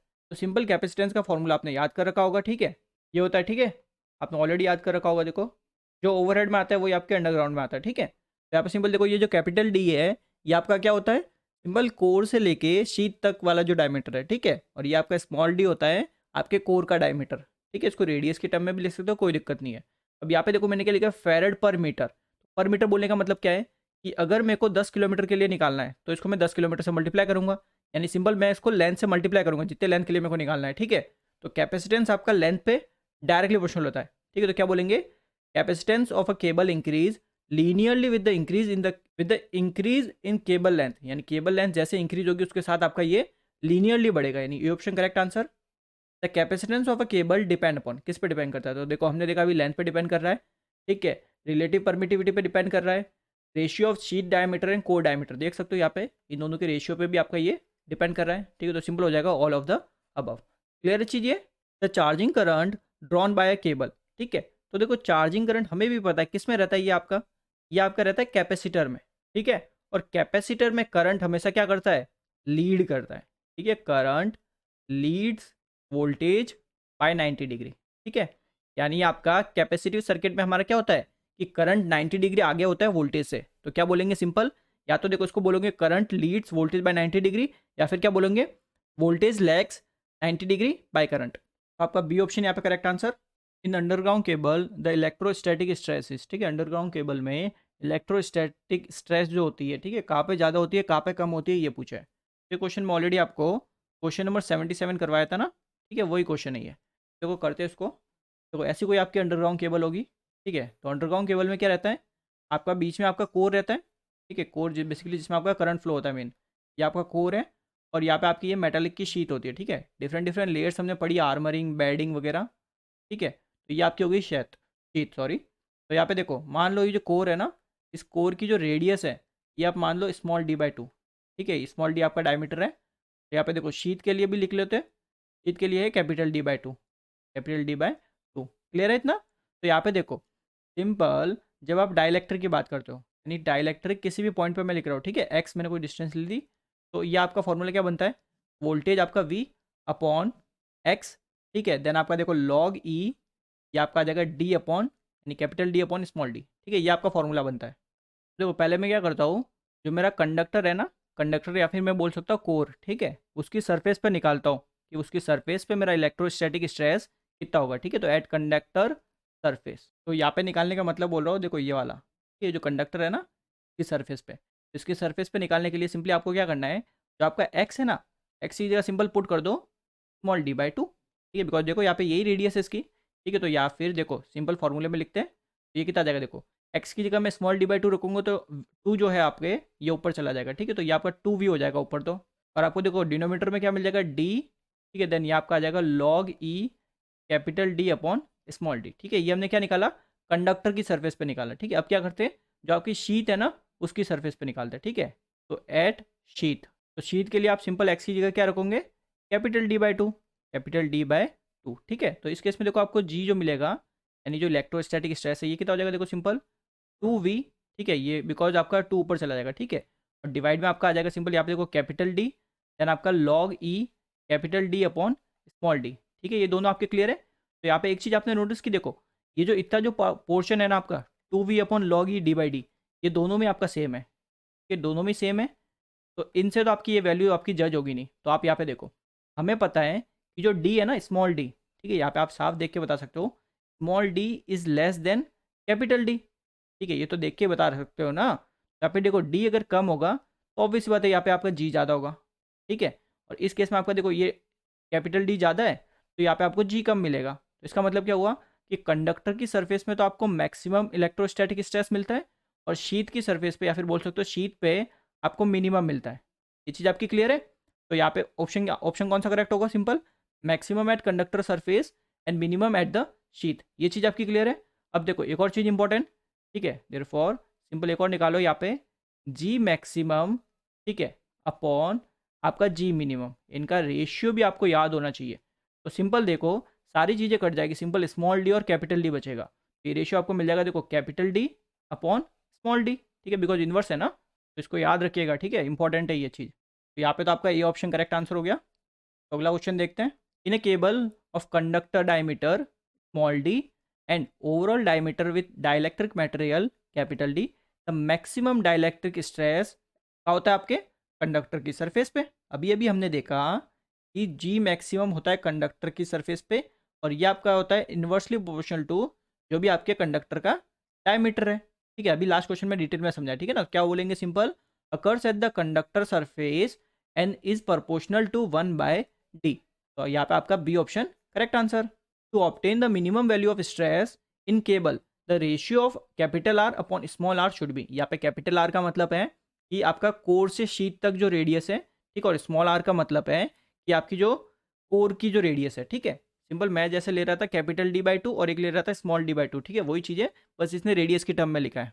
तो देखो हमारा जो फॉर्मूला निकलता है, ठीक है, जी मैक्सिमम जो हमारा फॉर्मूला निकलता है, ठीक है, ये हमारा क्या निकलता है, देखो सिंपल 2v, ठीक है, अपॉन आपका सिंपल डायमीटर d, ठीक है। ये डायमीटर क्या है, स्मॉल d, आपके कोर का डायमीटर है, ठीक है। देन यहाँ पे आपका आ जाता है देखो log e capital D upon D, ठीक है, यही मिलता है यहाँ से।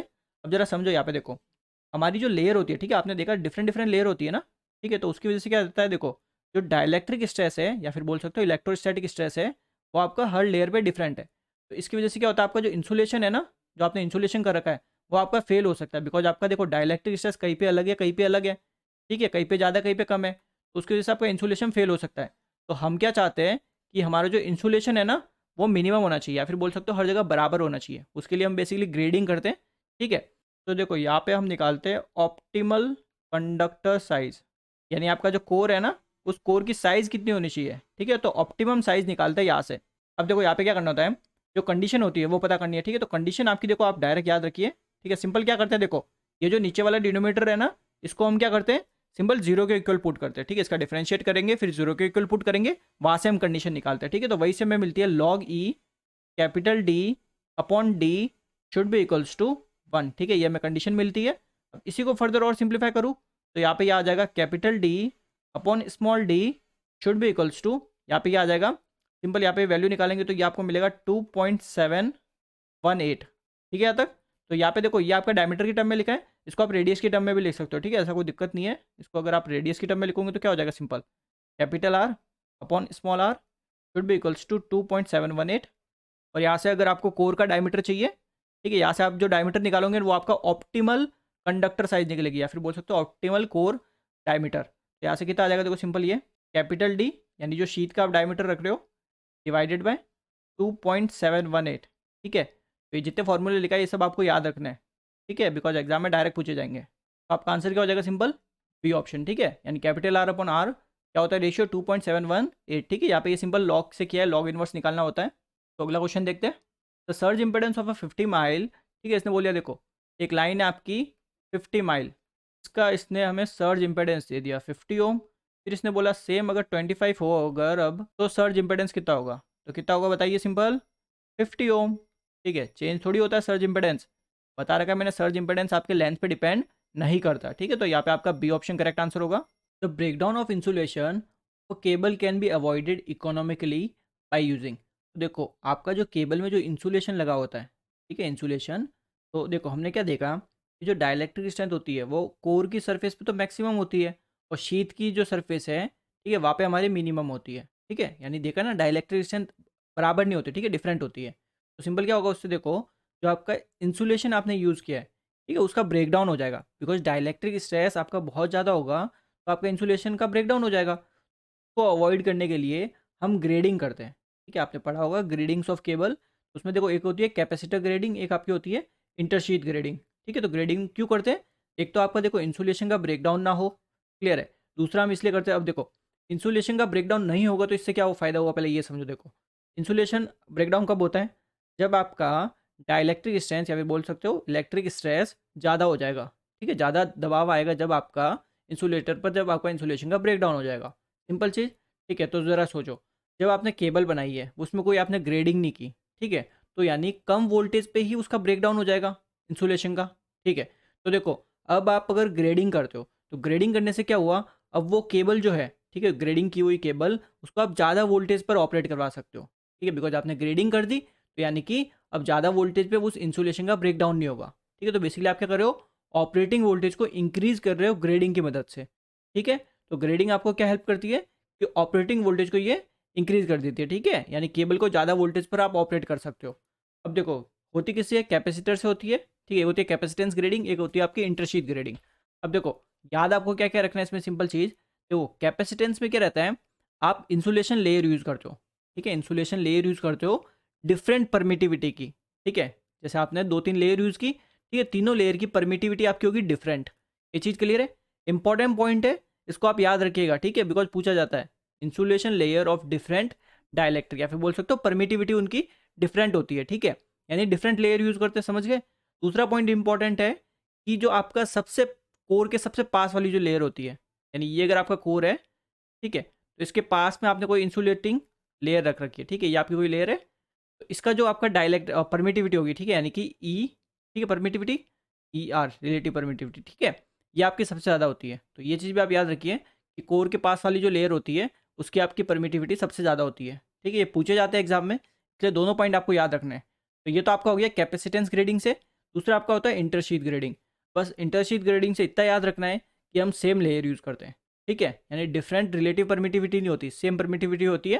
तो आप देखो insulation layer of different dielectric से भी कर सकते हो और इंटरशीथ से भी कर सकते हो, बिकॉज ये पहला पॉइंट और कुछ नहीं है, पहला पॉइंट आपका कैपेसिटेंस ग्रेडिंग की बात कर रहा है, ठीक है। तो यहाँ पे C option correct answer, capacitance grading of a cable means, ठीक है। तो अभी देखा कैपेसिटेंस ग्रेडिंग का मतलब क्या होता है, use of dielectric in different concentration, यानी डिफरेंट डिफरेंट परमिटिविटी होगी, ठीक है। तो ये ऑप्शन यहाँ पे correct answer. Grading of cable, तो देखो ग्रेडिंग करने से क्या होगा, इंसुलेशन आपका कम हो जाएगा, ठीक है, यानी कि देखो इंसुलेशन की कॉस्ट कम हो जाएगी, ठीक है। कैसे, देखो आपने जब ग्रेडिंग की तो या इसका मतलब क्या हुआ, ऑपरेटिंग वोल्टेज बढ़ गया, यानी ज़्यादा वोल्टेज पर आप कम इंसुलेशन से काम चला रहे हो। ठीक है, तो इंसुलेशन के कॉस्ट कम हो गई ना, क्लियर है। इससे आपका देखो वोल्टेज, आप ऑपरेटिंग वोल्टेज बढ़ा देते हो ग्रेडिंग से, तो ऑब्वियस बात है उससे आपकी करंट रेटिंग भी तो बढ़ेगी। ठीक है, करंट रेटिंग भी आपकी इंक्रीज हो जाएगी। तो यहाँ पे ये option correct answer. The intersheath in cable are use to, ठीक है, तो इंटरशीथ क्यों यूज़ करते हैं, सिंपली देखो, चाहे इंटरशीथ की बात करो चाहे कैपेसिटेंस ग्रेडिंग करो, दोनों हम इसलिए करते हैं ताकि आपका जो स्ट्रेस का डिस्ट्रीब्यूशन है, यानी जो इलेक्ट्रिक स्ट्रेस है, वो एकदम प्रॉपरली हो जाए। ठीक है, बिकॉज आपने अभी देखा कि कोर के सरफेस पे तो मैक्सिमम होता है और शीट के वहाँ पे मिनिमम होता है, यानी डिफरेंट डिफरेंट है ना। ठीक है, स्ट्रेस हम चाहते हैं बराबर प्रॉपरली एकदम स्ट्रेस मिले हर जगह, तो प्रोवाइड प्रॉपर स्ट्रेस डिस्ट्रीब्यूशन, यानी ये ऑप्शन यहाँ पे correct answer. The desire overall diameter of the conductor without increasing its cross sectional area can be had by, यानी देखो आप चाहते हो आपके कंडक्टर का डायमीटर बढ़ जाए, ठीक है, बट उसका एरिया नहीं बढ़ना चाहिए, एरिया उसका सेम रहना चाहिए। तो देखो इसके लिए आप एल्यूमिनियम कोर यूज़ कर सकते हो। ठीक है, stranding the copper conductor around hemp centre कर सकते हो। ठीक है, stranding the copper conductor over a lead tube. ठीक है, तो ये तीनों बेसिकली तरीके हैं जिससे आप ये चीज़ ऑप्टेन कर सकते हो। ठीक है, तो आपका यहाँ पे डी ऑप्शन करेक्ट आंसर होगा। तो देखो पहले अंडरग्राउंड केबल्स का बेसिक समझ लेते हैं। ठीक है, जो कैपेसिटेंस कैलकुलेशन होती है उससे क्वेश्चंस बहुत पूछे जाते हैं, तो एक बार उसको समझ लेते हैं फटाफट। देखो ये आपकी कोई अंडरग्राउंड केबल है, तो अंडरग्राउंड केबल में हमने पढ़ा डिफरेंट डिफरेंट लेयर्स होती है इसके अराउंड। ठीक है, तो ये आपकी रहती है शीट, और शीट आप बेसिकली देखो या तो एल्यूमिनियम यूज़ करते हो या फिर लेड यूज़ करते हो, और दोनों ही कैसे है आपके, दोनों ही कंडक्टिंग मटेरियल है, यानी दोनों में आपका करंट फ्लो हो सकता है ना। ठीक है, कंडक्टिंग मटेरियल है, उससे आपका शीट लॉस भी होता है, हमने देखा था। तो देखो यहाँ पे आपका, ये आपका एक कोर है, ये आपका दूसरा, और ये आपका तीसरा। ठीक है, टोटल 3 कोर है यहाँ पे, क्लियर। तो कोर मतलब जिसमें आपका मेन करंट फ्लो होगा, जो ज़रा समझो। देखो शीट एक कंडक्टिंग मटेरियल है, कोर एक आपका कंडक्टिंग मटेरियल है। ठीक है, और इनके बीच में रहता है आपका डाइलेक्ट्रिक, क्लियर है। तो दो कंडक्टर के बीच में आप अगर डाइलेक्ट्रिक रखते हो तो वहाँ पे क्या फॉर्म होता है, कैपेसिटेंस फॉर्म होता है। तो यानी कि यहाँ पे आपका एक कैपेसिटेंस फॉर्म हो जाएगा आपकी जो शीट लेयर है, शीट और इस कोर के बीच में। ठीक है, तो इसको क्या बोलेंगे, सी एस। सी एस का मतलब क्या हुआ कि शीट और कोर के बीच का कैपेसिटेंस। ठीक है, अब जरा ऐसे ही समझो, देखो ये ए कोर और ये आपका सी कोर, दोनों ये भी कंडक्टर है ये भी कंडक्टर है, और इनके बीच में आपने डाइलेक्ट्रिक रख रखा है। ठीक है, यानी इंसुलेशन है ना, इनके बीच में डाइलेक्ट्रिक रख रखा है। तो सिंपल यहाँ पे भी एक कैपेसिटेंस फॉर्म होता है, यानी जो कोर होते हैं उन कोर के बीच में भी एक कैपेसिटेंस फॉर्म होता है। ठीक है, इसको बोलते हैं सी सी, यानी core to core capacitance, C C, core to core capacitance. और यहाँ पे ये sheath to core capacitance C S. ये चीज़ क्लियर है। ऐसे ही आपका देखो दूसरे कंडक्टर के बीच में या फिर दूसरे कोर के बीच में भी हो जाएगा। अब यहाँ पे समझो, देखो स्टेप बाय स्टेप चलेंगे। ठीक है, एक जैसे जैसे चीज़ें पूछी जाती है वैसे वैसे एक एक चीज़ को समझते हुए चलेंगे। दूसरा देखो, इसमें है ना आपका जो कैपेसिटेंस है, ये तो हम समझ गए कि सी एस होता है कोर टू शीट और सी सी होता है कोर टू कोर कैपेसिटेंस। ठीक है, अब जरा समझो, देखो आपने जब आपने देखो नॉर्मल जब ऐसा आपने कनेक्शन पढ़ा होगा, स्टार कनेक्शन। ठीक है, तो स्टार कनेक्शन में आप क्या देखते हो कि यहाँ पे जो वोल्टेज होता है, ठीक है, ये आपका फेज वोल्टेज आप बोलते हो। ठीक है, और अगर आप दो कंडक्टर के बीच में देखते हो तो ये आपका लाइन वोल्टेज होता है कि नहीं होता। ठीक है, तो यहीं पे देखो, अगर मैं ए कोर और कोई भी बी कोर मान लो, ए कोर और बी कोर के बीच में अगर वोल्टेज लिखो तो कौन सा वोल्टेज होगा, वो लाइन वोल्टेज होगा। यानी दो कंडक्टर के बीच का वोल्टेज हमेशा क्या होता है, लाइन वोल्टेज होता है। और आपका देखो ये जो बाहर शीट है, देखो ये भी कैपेसिटर इस शीट से कनेक्टेड है, ये भी आपका शीट के बीच में और ये भी शीट के बीच में, यहाँ तक ठीक है। यानी एक तरह से बोल सकते हो ये पूरा एक ही पॉइंट है।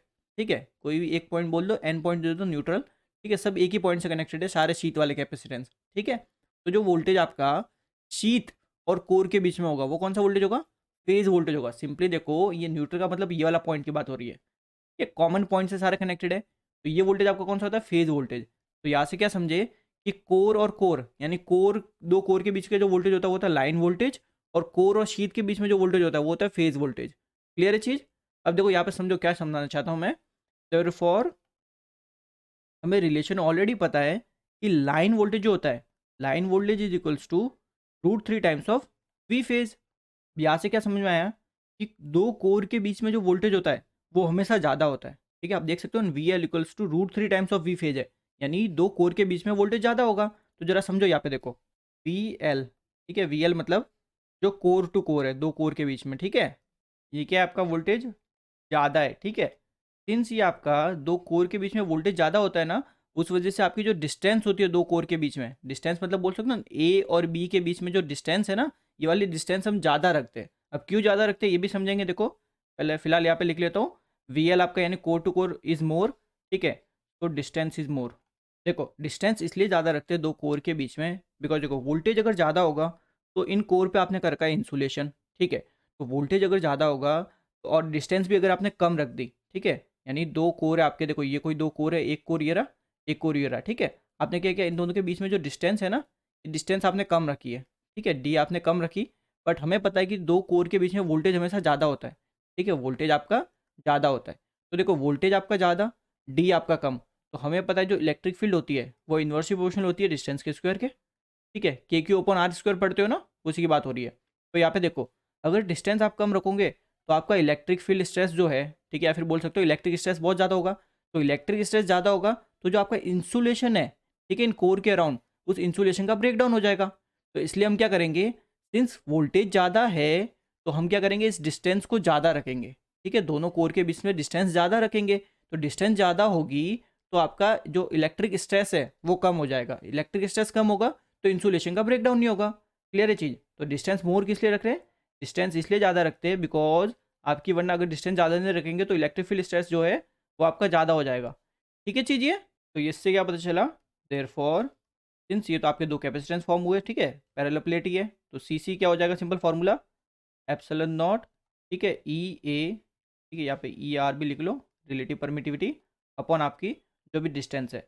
अब सिंस कोर में आप डिस्टेंस ज़्यादा रखते हो, तो डिस्टेंस आप ज़्यादा रखते हो तो इसका मतलब क्या हुआ, आपका सी सी कम होगा, ठीक है। तो यहाँ से क्या समझा रहा था मैं, ठीक है, कि सी सी जो होता है core to core capacitance always less than sheath to core capacitance, ठीक है, तो ये एग्जाम में पूछा जाता है, आपको याद होना चाहिए कि कोर टू कोर कैपेसिटेंस आपका कम होता है शीट कैपेसिटेंस से, ठीक है।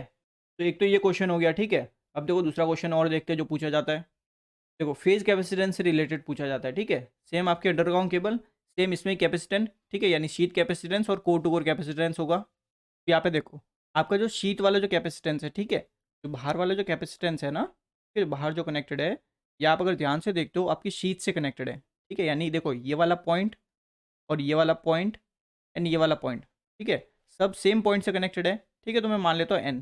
क्लियर है। तो एक तरह से ऐसा बोल सकते हो ना कि स्टार कनेक्शन बन रहा है इन सी एस का, और बाकी कोर में तो आप देख ही सकते हो कि आपका डेल्टा बन रखा है, ठीक है, कोर वो जो है ए बी सी कोर, ये तो आपका देखो डेल्टा बना है ना, यहाँ पे देख के आपको पता चला है डेल्टा बन रखा है, ठीक है, और बाहर जो देखो जो सी एस है वो सारे एक कॉमन एंड पॉइंट से कनेक्टेड है, यानी सी एस वाला स्टार कनेक्शन बन रहा है, ठीक है, तो कुछ ऐसा आपका बन रहा है, यानी देख सकते हो जो स्टार है, ये देखो बीच में जो है ये मैंने स्टार बनाया है सी एस वाला, ठीक है, और कॉमन पॉइंट आपका एन ये रहा। क्लियर है। और बाकी देखो जो बीच में जो कोर वाला है, कोर में देखो डेल्टा बना है तो ये हमने डेल्टा बना दिया, ठीक है, ए बी सी, यहाँ तक क्लियर है, कोई डाउट नहीं यहाँ तक।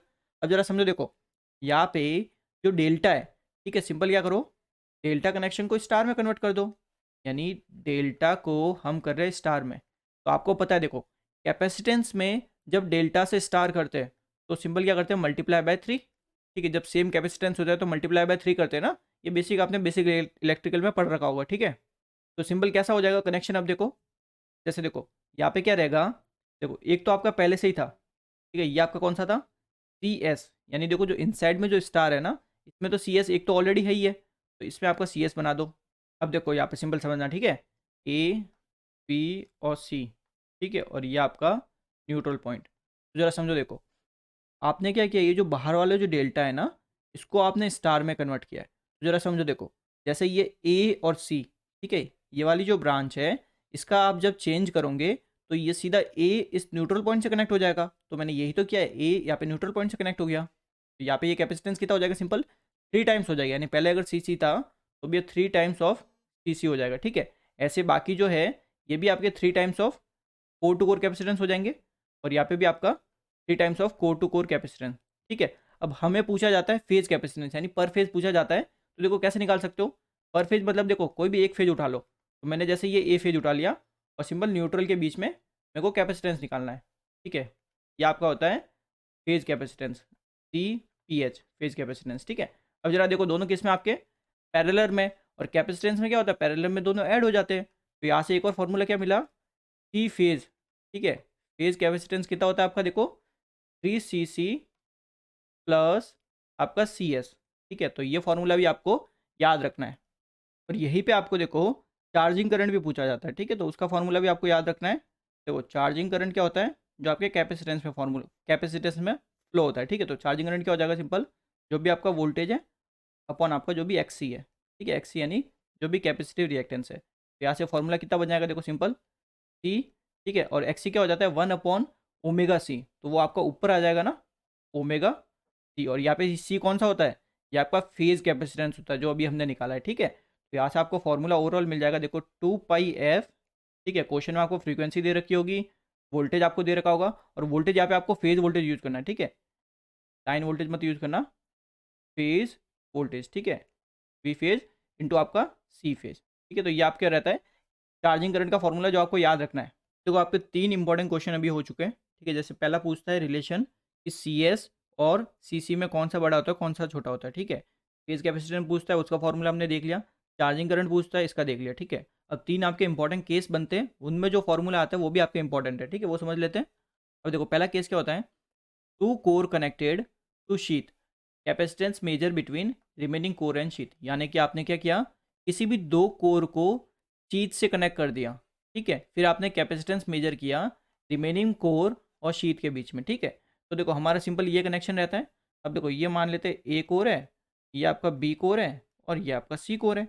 तो केस कौन सा चल रहा है, 2 कोर को शॉर्ट करने वाला, ठीक है। तो किसी भी 2 कोर को हम शॉर्ट कर देते हैं। देखो ये वाला कोर लिया मैंने, और इसको मैंने शीट से कनेक्ट कर दिया, ठीक है। और इसको भी मैंने शीट से कनेक्ट कर दिया, यहाँ तक ठीक है आपका। तो जरा देखो ये शीट पूरी आपकी कॉमन ही है ना, कि ये आपकी शीट है ना पूरी, देखो ये आपकी शीट है। यानी ऐसा बोल सकते हो कि ये पूरा एक तरह से ऐसे ये पूरा कनेक्टेड है, ठीक है, शीट के थ्रू। तो यहाँ से क्या पता चला, देखो जैसे ही आपने ये चीज़ की ना, तो यहाँ पे देखो ये वाला कैपेसिटेंस, ठीक है, ये वाला कैपेसिटेंस, एंड आपका देखो ये वाला कैपेसिटेंस, देख सकते हो तीनों के तीनों आपके देखो शॉर्ट हो चुके हैं। देखो ये पूरा एक तरह से शॉर्ट हो गया, ठीक है। तीनों के तीनों आपके यहाँ पे शॉर्ट हो गए, ठीक है। और यहाँ पे क्या पता चला, देखो ये वाला जो कैपेसिटेंस है, ठीक है, ये वाला सीधा शीट से कनेक्ट हो गया, ठीक है। और ये वाला कैपेसिटेंस भी सीधा देखो यहाँ पे ये शीट से ऐसे कनेक्ट हो गया। यहाँ तक क्लियर है। तो देखो अगर मैं रिजल्टेंट बनाता हूँ तो देखो कुछ ऐसा बना, ये कैपेसिटेंस आपका, देखो ऊपर आपका एक पहले से ही था, ये आपका था सी एस, ठीक है। देन हमने देखा जो एक और है ना, एक और से देखो 2 कैपेसिटेंस है, दोनों शीट से कनेक्टेड है, ठीक है। तो यहाँ पे ये आपका एक कैपेसिटेंस हो गया, और यहाँ पे ये हमारा दूसरा कैपेसिटेंस हो गया, ठीक है। ये हमारा देखो सी सी, और ये भी हमारा सी सी, बस, ठीक है। तो ये आपका शीट से कनेक्टेड है, यानी ये शीट वाला पॉइंट है ना, और ये भी शीट वाला पॉइंट है। सिंपल यहाँ पे ऐसे ये कनेक्ट कर देते हैं। ये आपका देखो कुछ ऐसा आपका ये बना है, ठीक है। इस केस में कुछ ऐसा आपका बना है, क्लियर है चीज़। यानी क्या क्या, सिंपल 2 कोर को शॉर्ट कर दिया, ठीक है। फॉर्मूले रटने की आपको जरूरत नहीं है, सिंपल देखो हमने क्या किया उसके अकॉर्डिंग चलो, ठीक है। अब हमने बोला मेजर क्या कर रहे हैं, देखो measure between remaining core and sheath. तो यहीं पे तो हमारा कोर था, कि यहीं पे तो हमारा कोर था, ए वाला कोर यहीं पे तो है, देखो क्लियर है। तो यहाँ पे हमने क्या किया, इसको इसके बीच में और शीट के बीच में, तो ये आपकी शीट, ये आपकी शीट, और यहाँ पे आपका ये कोर, ठीक है। इसके बीच में हम कैपेसिटेंस मेजर कर रहे हैं, तो इसको लिख लेते हैं चलो C1, ठीक है। तो C1 की वैल्यू मेरे को निकालनी है। तो जरा साफ देख के बता सकते हो आप, ठीक है, तीनों कैपेसिटेंस कैसे आपके पैरेलल में कनेक्टेड है, तीनों देख सकते हो ना पैरेलल में कनेक्टेड है, बिकॉज ये पॉइंट तो आपका देखो सब में कॉमन है, ठीक है, सब में कॉमन है। तो देखने से पता चल रहा है तीनों कैपेसिटेंस आपके पैरेलल में। तो यहाँ से C1 क्या निकल गया, पैरेलल में सीधे ऐड हो जाते हैं ना, तो हमारा हो जाएगा देखो CS plus CC plus CC। तो यहाँ से इस केस के लिए हमें जो C1 की वैल्यू मिली, कितनी मिली, देखो यहाँ पे ये आपका आ गया 2CC प्लस CS, ठीक है। तो ऐसे आपको एग्जाम में क्वेश्चन पूछे जाते हैं कि हमने क्या किया, 2 कोर को शीट से कनेक्ट कर दिया, तो जरा बताइए कैपेसिटेंस क्या होगा आपके रिमेनिंग कोर और शीट के बीच में, ठीक है। इस पर न्यूमेरिकल भी पूछ सकते हैं, और आपको फॉर्मूला भी पूछ सकते हैं। तो आपको ऐसे ये पता होना चाहिए कि कैसे निकालते हैं, ठीक है। बाकी आप रट के जाओगे वो आपकी दिक्कत है, ठीक है, बिकॉज रट के जाओगे तो मिक्सअप हो जाएगा सारा। ये फर्स्ट केस हो गया, ठीक है। तो देखो दूसरा केस क्या है, all 3 core bunch together and capacitance measure between any core and sheath, ठीक है। यानी क्या कि आपने तीनों कोर को एक साथ बंच कर दिया, यानी बेसिकली शॉर्ट कर दिया एक तरह से, ठीक है। तो देखो कैसे दिखेगा ये, देखो जैसे ये हमारा ए कोर था, ये आपका बी कोर था, ये आपका सी कोर था, ठीक है। तो आपने क्या किया, देखो इसको इससे ऐसे शॉर्ट कर दिया, ठीक है, इसको इससे कर दिया, एंड इसको इससे कर दिया, बेसिकली तीनों को बंच कर दिया। तो बंच करने का मतलब क्या हुआ, देखो एक तरह से शॉर्ट कर दिया, ठीक है। यानी इनके बीच में अब कुछ भी कैपेसिटेंस एग्जिस्ट नहीं करता, कैपेसिटेंस सारे आपके ये शॉर्ट हो गए, ठीक है। तो सारे कैपेसिटेंस शॉर्ट हो गए। अब हमें मेजर क्या करना है, शीट के बीच में, यानी ये रही आपकी शीट, ठीक है, और किसी भी कोर के बीच में, तो ये मान लेते कोई भी एक कोर ही ले लेता हूँ, ठीक है, तो एक कोर के बीच में, ठीक है, यहीं पे मेजर करना है हमें, ये आपका हो गया C2, ठीक है चीज। तो देखो बीच वाला तो पूरा शॉर्ट हो गया, ठीक है, यानी एक सिंगल पॉइंट से आप रिप्रेजेंट कर सकते हो बीच वाले को, पूरा शॉर्ट हो चुका है बीच वाला, ठीक है।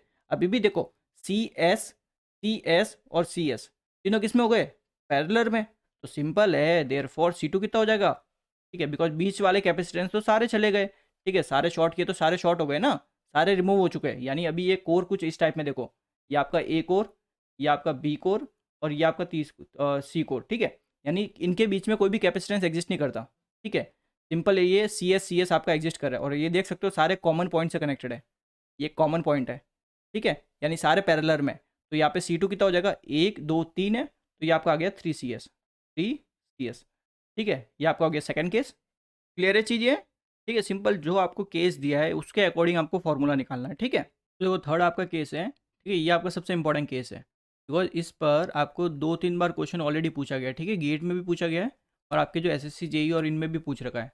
तो वो क्या क्वेश्चन है, one core connected to sheath and capacitance measure between remaining any core, ठीक है, तो देखो एक कोर को आपने शीट से कनेक्ट कर रख दिया, ठीक है, तो ये आपका देखो सिंपल, जैसे मान लो ये आपका A कोर है, ये आपका B कोर है, और ये आपका C कोर है, ठीक है, तो ध्यान से समझना केस इंपॉर्टेंट है। देखो इसने बोला एक कोर को शीट से कनेक्ट किया ना, तो ये कोड लेके मैं सीधा शीट पे कनेक्ट कर देता हूँ, ठीक है, ये मैंने इस A वाले कोर को मैंने शीट से कनेक्ट किया, ठीक है, तो जैसे ये कनेक्ट करूँगा तो देखो ये जो CS है ना, ये मेरा शॉर्ट हो जाएगा, ठीक है, देख सकते हो ना शॉर्ट हो गया ना, CS मेरा यहाँ पे शॉर्ट हो गया, ठीक है इतना। अब मेरे को क्या करना है, किसी भी दो कोर के बीच में मेजर करना है, देखो रिमेनिंग कोर, ठीक है, ना कि कोर और शीट, कोर के बीच में करना है, तो ये मेरा ले लेता हूँ एक C कोर, एक ले लेता हूँ B कोर, इनके बीच में जो कैपेसिटेंस है ये मेरे को मेजर करना है, तो सिंस थर्ड केस है तो मैं इसको C3 लिख लेता हूँ, ठीक है, तो C3 की मेरे को वैल्यू निकालनी है। क्लियर है यहाँ तक। अब यहाँ पे देखो सिंस CS तो मेरा शॉर्ट है, तो पहले मैं एक बार शीट बना देता हूँ, ठीक है, यानी शीट मतलब एक सिंपल सर्कुलर वाला पूरा, तो ये जैसे हमारी शीट हो गई, ठीक है, तो यहाँ पे हमारा ये A वाला कोर है, ठीक है, A वाला, ऊपर वाला मेरा शॉर्ट हो चुका है इसलिए मैंने ये यहाँ पे बनाया, ठीक है। बाकी देखो जो मेरे कैपेसिटेंस है ये बना देता हूँ, ये मेरा है CC, ठीक है, तो यहाँ पे मेरा देखो कौन सा कोर है, C वाला, ये मेरा C कोर, ठीक है, यहीं पे ऐसे भी एक मेरा CC कनेक्टेड है, ठीक है, कोर टू कोर कैपेसिटेंस, और यहाँ पे मेरा ये है P कोर, ठीक है, और इनके बीच में भी एक कोर टू कोर कैपेसिटेंस है, तो ये मैं यहाँ पे बना देता हूँ, यहाँ तक ठीक है आपका। अब देखो कोर और शीट के बीच में भी तो यहाँ पे है ना, ये भी बना दो, तो ये आपका शीट वाला, और यहाँ पे भी आपका ये शीट वाला, ये डायग्राम क्लियर है, कोई दिक्कत नहीं है इसमें। तो ये देखो CS, ये आपका CS, ये CC, ये CC, और ये आपका CC, यहाँ तक ठीक है आपका। अब जो देखो डायग्राम में ध्यान से अगर आप देखते हो तो देखो ये वाला जो पॉइंट है, ठीक है, ये वाला जो पॉइंट है एंड ये वाला जो पॉइंट है, यहाँ तक ठीक है। चलो देखो ये जो है आपकी, ठीक है, ये एक पूरा कॉमन पॉइंट है, यानी कि ये बोल सकते हो न कि ये वाला CC और ये CS दोनों पैरेलल में हो गए, ठीक है, देखने से आपको लग रहा होगा देखो दोनों पैरेलल में, ठीक है, ऐसे ही देखो ये वाला CC और ये वाला CS, देखो ये आपका पूरा एक कॉमन पॉइंट है, ठीक है, तो ये भी आपका पैरेलल में, ठीक है, यानी कि ये आपके जो दो है, ठीक है, ये आपके पैरेलल में, और ये आपके दो है, ये आपके पैरेलल में, यहाँ तक क्लियर है। तो देखो मैं अगर वापस बनाता हूँ तो ये देखो कुछ ऐसा बनेगा, देखो ये आपका जैसे C वाला कोर है, ठीक है, और यहाँ पे मेरा B वाला कोर है। अब मेरे को पता है इनके बीच में एक कैपेसिटेंस है CC, ठीक है, पहले इसको बना देता हूँ। अब हमने देखा कि C और A कोर, ठीक है, यानी कि देखो यहाँ पे कोई ये मेरा A पॉइंट है, ठीक है, पॉइंट है, चलो देखो A पॉइंट। अब हमने देखा कि CC और CS दोनों पैरेलल में थे, ठीक है, तो पैरेलल में जब कैपेसिटेंस होते हैं तो दोनों ऐड हो जाते हैं, ठीक है, इतना आपको पता है ऑलरेडी। तो यानी कि यहाँ पे मेरा एक कैपेसिटेंस होगा, ठीक है, ये मेरा कैपेसिटेंस होगा जो मेरा सीधा यहाँ पे A पे कनेक्ट होगा, और ये कौन सा है मेरा, सिंपल दोनों ऐड हो गए, ठीक है, यानी CC प्लस CS, ठीक है इतना। अब ऐसे ही देखो इस B वाले कोर पे भी तो यही होगा, ठीक है, यहाँ पे भी आपका ये कैपेसिटेंस हो जाएगा, दोनों पैरेलल थे दोनों ऐड हो जाएंगे, यानी CC प्लस CS, ठीक है, और ये भी आपका ऐसे यहाँ पे कनेक्ट हो जाएगा, कुछ ऐसा ही तो डायग्राम बनेगा। क्लियर है। अब यहाँ पे देखो ये दोनों क्या है, ये दोनों कैपेसिटेंस आपके सीरीज में हो गए, ठीक है, देखने से पता चल रहा है सीरीज में, ठीक है। अब हम निकाल कहाँ रहे, दो कोर के बीच में निकाल रहे हैं, यानी C और B जो कोर है, ठीक है, इन दोनों के बीच में कैपेसिटेंस निकाल रहे हैं। तो इजीली आप देखो सॉल्व कर सकते हो, देखो ऊपर वाले दोनों सीरीज में, इनको सीरीज में सॉल्व कर दो, उसके बाद उसको CC के साथ पैरेलल में सॉल्व कर दो, देयरफॉर देखो क्या हो जाएगा सिंपल, देखो C3, ठीक है, इक्वल्स टू, पहले मैं इन दोनों सीरीज को सॉल्व कर देता हूँ। अब सीरीज में देखो दोनों सेम है, तो सीरीज में जब कैपेसिटर होते हैं तो रेजिस्टेंस जैसे पैरेलल में सॉल्व करते हो वैसे सॉल्व करेंगे, तो सेम है तो सिंबल क्या हो जाएगा देखो, C C plus C S divided by 2। ठीक है, ऐसे तो सॉल्व करते कैपेसिटेंस, प्लस प्लस क्यों कर रहा हूँ, बिकॉज पैरेलल में मेरे को सी सी के साथ करना है, पैरेलल में सीधे ऐड हो जाते हैं, तो ये आपका डायरेक्ट ऐड हो जाएगा। ठीक है, सी सी, तो यहाँ पे देखो सिंपल एलसीएम लोगे तो ये कितना आएगा आपका, ये आपका हो जाएगा देखो 3cc, ठीक है, plus C S divided by 2, यही होगा ना यहाँ पे, क्लियर है इतना। तो यहाँ पे देखो मैंने आपको बताया था कि ये जो होता है 3cc प्लस सी एस, ये आपका होता है फेज कैपेसिटेंस। ठीक है, ये हमने देखा था, ये हमारा होता है सी फेज। ठीक है, तो यहाँ से देखो जो C3 मेरा है, C3 मेरा कितना हो जाएगा देखो simple, C phase divided by 2। ठीक है, तो यहाँ से जो सी फेज की वैल्यू आई मेरी, सी फेज की वैल्यू कितनी आ जाएगी देखो, 2 टाइम्स ऑफ C3। ठीक है, तो बहुत इंपॉर्टेंट है ये वाला रिलेशन। ठीक है, बिकॉज एग्जाम में पूछा जाता है तो आपको याद रखना है, या तो आपको देखो C3 दे देगा, सी फेज पूछ लेगा, या फिर क्या करेगा आपको सी फेज दे देगा और C3 पूछ लेगा।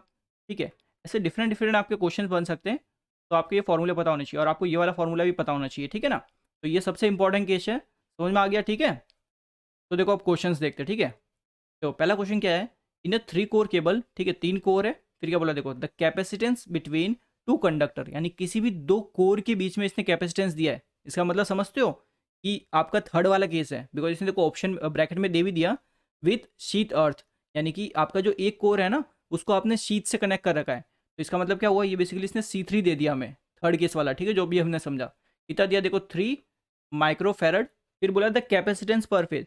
तो अभी अभी हमने देखा, ठीक है, देयरफॉर अभी हमने देखा कि जो सी फेज होता है, ठीक है, वो क्या रहता है थर्ड केस में, simple 2 times of C3, 2 times of C3, तो यहाँ पे सिंपल सॉल्व कर दो, तो ये आपका आ जाएगा दो 2 × 3। ठीक है, यानी कि आपका ये आ गया 6 माइक्रोफेरड। ठीक है, देखो एकदम ईजी क्वेश्चन था, आपको बस थर्ड वाला केस पता होना चाहिए था। ठीक है, जो मैं आपको ऑलरेडी सारे केस डिटेल में समझा चुका हूँ। ठीक है, आपका यहाँ पे C option correct answer. Consider 3 core 3 phase 50 hertz 11 kV cable whose conductor is denoted as R, Y and B in the figure, the interface capacitance, यानी देखो यहाँ पे, ठीक है, फिगर देख लिया, हमें पता है कि हमारा क्या क्या होता है। ठीक है, जैसे C1 को हम लिखते थे कोर टू कोर कैपेसिटेंस यानी CC, कितना दे दिया इसने देखो, ये आपका दिया देखो 0.2 माइक्रोफेरड, 0.2 माइक्रोफेरड। ठीक है, ऐसे देखो C2 हमारा क्या होता है शीट वाला कैपेसिटेंस, यानी कोर और शीट के बीच में जो होता है CS लिखते हैं जिसको हम। ठीक है, ये इसने दे दिया 0.4। तो यहाँ पे एक चीज़ आपने देखी कि CC हमेशा आपका कम होता है CS से, मैंने बताया भी था, तो यहाँ पे देख भी सकते हो आपका कम ही है ना। अब ये तो डेटा में गिवन है, फिर क्या पूछा है देखो, द पर फेज चार्जिंग करंट इज, ठीक है, चार्जिंग करंट पूछा है ना, तो ईजी है, कोई दिक्कत नहीं है। ठीक है, देयरफॉर सिंपल पहले चार्जिंग करंट का फॉर्मूला लिख लेते हैं। ठीक है, चार्जिंग करंट इक्वल्स टू क्या रहता है देखो, ओमेगा, ठीक है, फेज वोल्टेज इनटू आपका फेज कैपेसिटेंस, ये तो फॉर्मूला बताया था मैंने आपको। यहाँ पे देखो सिंपल वैल्यू निकाल लो। ठीक है, पहले आपको मेन तो सी फेज चाहिएगा। ठीक है, फेज कैपेसिटेंस, तो फेज कैपेसिटेंस मैंने बोला था फॉर्मूला आप निकाल सकते हो, कैसे निकलवाया था वो भी आपको याद होना चाहिए। ठीक है, फेज कैपेसिटेंस हमारा कितना आया था simple 3 times of CC plus आपका CS। ठीक है, सारी वैल्यू दे रखी है, सिंपल पुट करेंगे तो देखो ये कितना हो जाएगा आपका 3 × 0.2 यानी 0.6 आ गया, और यहाँ पे ये 0.4, तो ये आपका आ गया 1 माइक्रोफेरड, 1 माइक्रोफेरड। क्लियर है, तो देयरफॉर सिंपल देखो चार्जिंग करंट निकालना, सारी वैल्यू पुट कर दो, चार्जिंग करंट यानी IC कितना हो जाएगा, ओमेगा आपका होता है 2πf, तो 2π इंटू फ्रीक्वेंसी आपको दे रखी है 50 हर्ट्ज। ठीक है, मल्टीप्लाई फेज वोल्टेज आपको दे रखा है लाइन वोल्टेज। ठीक है, यानी 11 × 10⁻³ दे रखा है। ठीक है, 11 kV है ना, तो इसको आपको फेज वोल्टेज में कन्वर्ट करना पड़ेगा, ये आपका लाइन वोल्टेज होता है, डिवाइडेड बाय √3 कर देंगे सिंपल, मल्टीप्लाई आपका जो कैपेसिटेंस निकला। ठीक है, तो 1 × 10⁻⁻6। क्लियर है, सिंपल कैलकुलेटर से इसको आप सॉल्व कर देना, या पे जो आपको चार्जिंग करंट मिल जाएगा ये आपका आ जाएगा 2 एम्पियर। ठीक है, इतना सिंपल आपको फॉर्मूला याद होना चाहिए। ठीक है, एक तो सी फेज वाला याद रखो और एक आप चार्जिंग करंट वाला याद रखो। ठीक है, अगर याद नहीं रखते तो आपको पता होना चाहिए कि कैसे डेराइव होता है। ठीक है, तो यहाँ पे आपका A option correct answer. For the circuit shown in the figure the capacitance measure between terminal B and Y will be. ठीक है, तो ये क्वेश्चन आपका जो थर्ड केस मैंने समझाया था ना वही है। देखो कैसे, देखो यहाँ पे आपके 3 कोर दे रखे। ठीक है, यानी कि देखो एक यहाँ पे आपका ये कोर है, एक यहाँ पे आपका ये कोर हो गया, एक यहाँ पे आपका ये कोर हो गया। ठीक है, तो इसने देखो क्या किया है, ये जो आपकी है ना ये पूरी आपकी शीट है, यहाँ पे ये पूरी आपकी ऐसे ये आपकी शीट बन रखी है। ठीक है, तो इसने देखो क्या किया, एक कोर को, जैसे देखो ये आर वाला जो कोर था ना, इसको इसने देखो शीट से कनेक्ट कर दिया, ठीक है, ये आपकी शीट है ना पूरी, ठीक है, इसने शीट से कनेक्ट कर दिया। तो देखो ये थर्ड केस हो गया। थर्ड केस में हमने क्या देखा था, जब आप पर्टिकुलर किसी एक कोर को शीट से कनेक्ट कर दो और कैपेसिटेंस मेजर करते हो दो आपके बचे हुए कोर के बीच में, तो इसने यही पूछा है, देखो बी और वाई के बीच में बताना है। तो बचे हुए कोर देखो यही तो है, बी कोर और वाई कोर, बिकॉज आपने वाई कोर को शीट से कनेक्ट किया, तो ये दो कोर के बीच में आप कैपेसिटेंस निकाल रहे हो। तो इक्विवेलेंट कैपेसिटेंस कितना आया था हमारा थर्ड केस में हमने जब देखा था, T3, यानी कि T3 हमें मिला था सिंपल फेज कैपेसिटेंस अपॉन 2, और फेज कैपेसिटेंस हमारा कितना आता है 3cc प्लस Ts, ठीक है, डिवाइडेड बाय 2, यही मिला था हमें। क्लियर है? तो आपका ऑप्शन कौन सा हो जाएगा, सिंपल आपका देखो सी ऑप्शन करेक्ट हो जाएगा, ठीक है, Ts plus 3cc divided by 2। Clear है चीज़ ये? तो थर्ड केस मैंने बोला था इंपॉर्टेंट है, तो इसी से आपको मोस्टली क्वेश्चन पूछे जाते हैं एग्जाम्स में, तो आप इस फॉर्मूले को भी याद रखिए। तो देखो अगला क्वेश्चन देखते हैं। Underground cable are laid at sufficient depth so as to, यानी सफिशिएंट डेप्थ तक क्यों रखते हैं ये पूछा है। तो देखो पहला पॉइंट है minimise effect of the shock, यानी शॉक का जो इफेक्ट है ना उसको मिनिमाइज करने के लिए, ठीक है। दूसरा आपका आता है, देखो अब ऑब्वियस बात है, अंडरग्राउंड आपने डाली है केबल, तो वहाँ पे देखो ऊपर तो आपकी गाड़ियाँ वगैरह चलेगी, ठीक है, तो गाड़ियाँ चलेगी तो उसमें वाइब्रेशन तो क्रिएट होंगे ना, तो उन वाइब्रेशन से आपकी केबल इफेक्ट नहीं होनी चाहिए, ठीक है, उस पर कुछ इफेक्ट नहीं होना चाहिए। तो सिंपल क्या बोलेंगे, and vibration going to the passing vehicles, ठीक है, ये सब चीज़ें होती है, इसलिए हम इनको जमीन में थोड़ा सफिशिएंट डेप्थ तक रखते हैं, ठीक है, तो बी ऑप्शन यहाँ पे करेक्ट हो जाएगा। In case the communication cable are to be laid parallel to the power cable, the distance between the two should be at least so that there are no interference, ठीक है, तो ये आपका रहता है 0.5 metre. While crossing the road the cable should be, ठीक है, ये बेसिकली हम क्या रखते हैं, कॉन्ड्यूट्स में रखते हैं या फिर पाइप्स में डाल के रखते हैं, ठीक है, सी ऑप्शन यहाँ पे करेक्ट होगा। कंसिडर द फॉलोइंग स्टेटमेंट, ठीक है, तो ये तो देखो बेसिक है, सब चीज़ें मैं आपको ऑलरेडी समझा चुका, ठीक है। हमने देखा जो इंसुलेशन रेजिस्टेंस होता है वो इन्वर्स प्रोपोर्शनल होता है लेंथ के, ठीक है, बट यहाँ पे देखो पहला स्टेटमेंट क्या बोला, the insulation resistance of cable will increase if the length of the cable is increase, तो ये तो गलत हो गया बिकॉज ये तो उल्टा होता है इसका, ठीक है ना। दूसरा पॉइंट क्या दिया देखो, for the same overall diameter of cable grading of cable will increase safe working voltage, तो ये तो मैंने बताया ही था। ग्रेडिंग जो होता है, ग्रेडिंग क्यों करते हैं, ताकि आपका जो ऑपरेटिंग वोल्टेज है वो आपका इंक्रीज हो जाए, ठीक है। तो दूसरा यहाँ पे करेक्ट है, the normal operating temperature of PVC cable is 70 degree Celsius, ठीक है, तो ये भी आपका पॉइंट सही है। बेसिकली देखो जो पीवीसी होता है, तो पीवीसी के लिए कुछ डेटा आपका जो होता है वो याद रखिए, ठीक है। जैसे आपका पीवीसी के लिए डाइलेक्ट्रिक अगर पूछता है तो ये आपका रहता है 50 kV पर mm, ठीक है। एंड आपका अगर रजिस्टिविटी पूछ ले तो इसकी रजिस्टिविटी आपकी होती है 10 की पावर 20 ओम सेंटीमीटर, ठीक है, इतना। तो कुछ डेटा है आपको याद रखना चाहिए। The thermal resistance of soil increase as the moisture content of soil increase, ठीक है, तो ये आपको गलत है, ये उसका उल्टा होता है, ठीक है ना, यानी कि सेकंड और थर्ड करेक्ट है ना, तो आपका बी ऑप्शन यहाँ पे सही हो जाएगा। The source of heat generation in cable is, ठीक है, तो देखो जो आपकी केबल्स होती है उस केबल्स में आपके कोर लगे होते हैं, एक कोर, तीन कोर, कितने भी हो सकते हैं। कोर में करंट फ्लो होता है, करंट फ्लो होगा तो ऑब्वियस बात है I2R लॉस होंगे, यानी कॉपर लॉस होंगे, ठीक है, कॉपर लॉस से आपकी हीट प्रोड्यूस होगी, ठीक है। सेकंड आपका dielectric loss in cable insulation, यानी केबल का जो इंसुलेशन है ना इसमें आपका डाइलेक्ट्रिक लॉस होगा। अब डाइलेक्ट्रिक लॉस कैसे होता है ये भी एक बार समझ लेते हैं। देखो डाइलेक्ट्रिक पावर लॉस का मतलब है जो आपके इलेक्ट्रिकल डाइपोल्स होते हैं, ठीक है, आपका जो डाइलेक्ट्रिक मटेरियल होगा ना उसमें आपके इलेक्ट्रिकल डाइपोल होंगे, तो नाम से समझो, देखो यहाँ पे क्या देखो डाइपोल, डाई मतलब दो, ठीक है, तो इलेक्ट्रिकल डाइपोल बोलने का मतलब क्या होता है कि आपके जो पॉजिटिव चार्ज और नेगेटिव चार्ज है वो एक दूसरे के साथ बाउंडेड है। तो देखो सिंस बाउंडेड मतलब कैसे, देखो ऐसे बना सकते हो आप सिंपल, जैसे ये मेरा कोई एक इलेक्ट्रिकल डाइपोल है, पॉजिटिव माइनस, ठीक है, नेगेटिव, तो एक तरह से क्या है, एक तरह से एक दूसरे के साथ बाउंडेड है। तो जरा समझो, देखो जब आप एक्सटर्नल इलेक्ट्रिक फील्ड लगाते हो ना तो ये आपके इलेक्ट्रिकल डाइपोल उस एक्सटर्नल इलेक्ट्रिक फील्ड की डायरेक्शन में अलाइन हो जाते हैं, या फिर बोल सकते हो ओरिएंट हो सकते हैं, यानी Orient in the direction of external electric field, ठीक है, यानी जो डाइपोल होंगे ना इलेक्ट्रिकल डाइपोल ये आपके एक्सटर्नल इलेक्ट्रिक फील्ड की डायरेक्शन में ओरिएंट हो जाएंगे। यानी कि देखो अगर ये आपकी जैसे मान लो इलेक्ट्रिक फील्ड है, ठीक है, ई एक्सटर्नल इलेक्ट्रिक फील्ड है, तो ये आपका जैसे डाइपोल है ये आपका इस एक्सटर्नल फील्ड की डायरेक्शन में अलाइन हो जाएगा, ठीक है, यानी इसके बेसिकली पैरेलल रहेगा। क्लियर है इतना। बट देखो जब आप एसी सप्लाई की बात करते हो, ठीक है, मीन्स हमारे जो केबल्स होती है, केबल्स में हम क्या देते हैं, एसी सप्लाई देते हैं ना, एसी सप्लाई ट्रांसफ़र करते हैं, तो एसी केबल्स में क्या होगा आपका जो इलेक्ट्रिक फील्ड है ना, ये जो आपकी एक्सटर्नल इलेक्ट्रिक फील्ड है ये आपकी कैसी होगी, अल्टरनेटिंग होगी, यानी आपका पॉजिटिव साइकिल में बेसिकली पॉजिटिव होगी और नेगेटिव साइकिल में ये नेगेटिव होगी। तो सिंस ये अल्टरनेटिंग है तो ये जो डायपोल है, ये देखो एक बार तो आपका इस डायरेक्शन में अलाइन होगा, ठीक है, एक बार इस डायरेक्शन में ये अलाइन होगा, ठीक है, एक बार इस डायरेक्शन में अलाइन होगा, एक बार इस डायरेक्शन में अलाइन होगा, ठीक है चीज़ ये। तो ज़रा समझो, देखो जैसे आप यहाँ पे कहीं पे खड़े हो, ठीक है, आप यहाँ पे कहीं पे खड़े हो, आप क्या करते हो, देखो 1 मीटर राइट साइड जाते हो, ठीक है, देन 1 मीटर लेफ्ट साइड जाते हो, अगेन 1 मीटर राइट साइड जाते हो, 1 मीटर लेफ्ट साइड जाते हो, तो ऐसे कंटिन्यूसली आप करते जा रहे हो, ठीक है, एक बार लेफ्ट एक बार राइट। तो ऐसा एक टाइम आएगा ना जब आप थक जाओगे, ठीक है, यानी आपकी एनर्जी जो है वो वेस्ट हुई ना। तो ये जो आपका हो रहा है ना, ये आपका जो इलेक्ट्रिकल डायपोल है, ये कंटिन्यूसली अपना ये जो मूवमेंट है, ठीक है, चेंज करता रह रहा है। तो इसमें आपकी क्या हो रही है, एनर्जी वेस्ट हो रही है, एनर्जी वेस्ट हो रही है, ठीक है, यानी बोल सकते हो आपका लॉस हो रहा है। और ये जो लॉस होता है ना, इसी लॉस को हम क्या बोलते हैं, डाइलेक्ट्रिक पावर लॉस, ठीक है, ये जो आपका लॉस हुआ है इसको हम बोलेंगे डाइलेक्ट्रिक पावर लॉस। क्लियर है चीज़ ये। तो ये आपका होता है डाइलेक्ट्रिक पावर लॉस आपके इंसुलेशन में, ठीक है, तो इससे भी आपकी हीट प्रोड्यूस होती है। Losses in metallic sheathing and armouring, ठीक है, तो ये तो मैं आपको ऑलरेडी समझा चुका हूँ।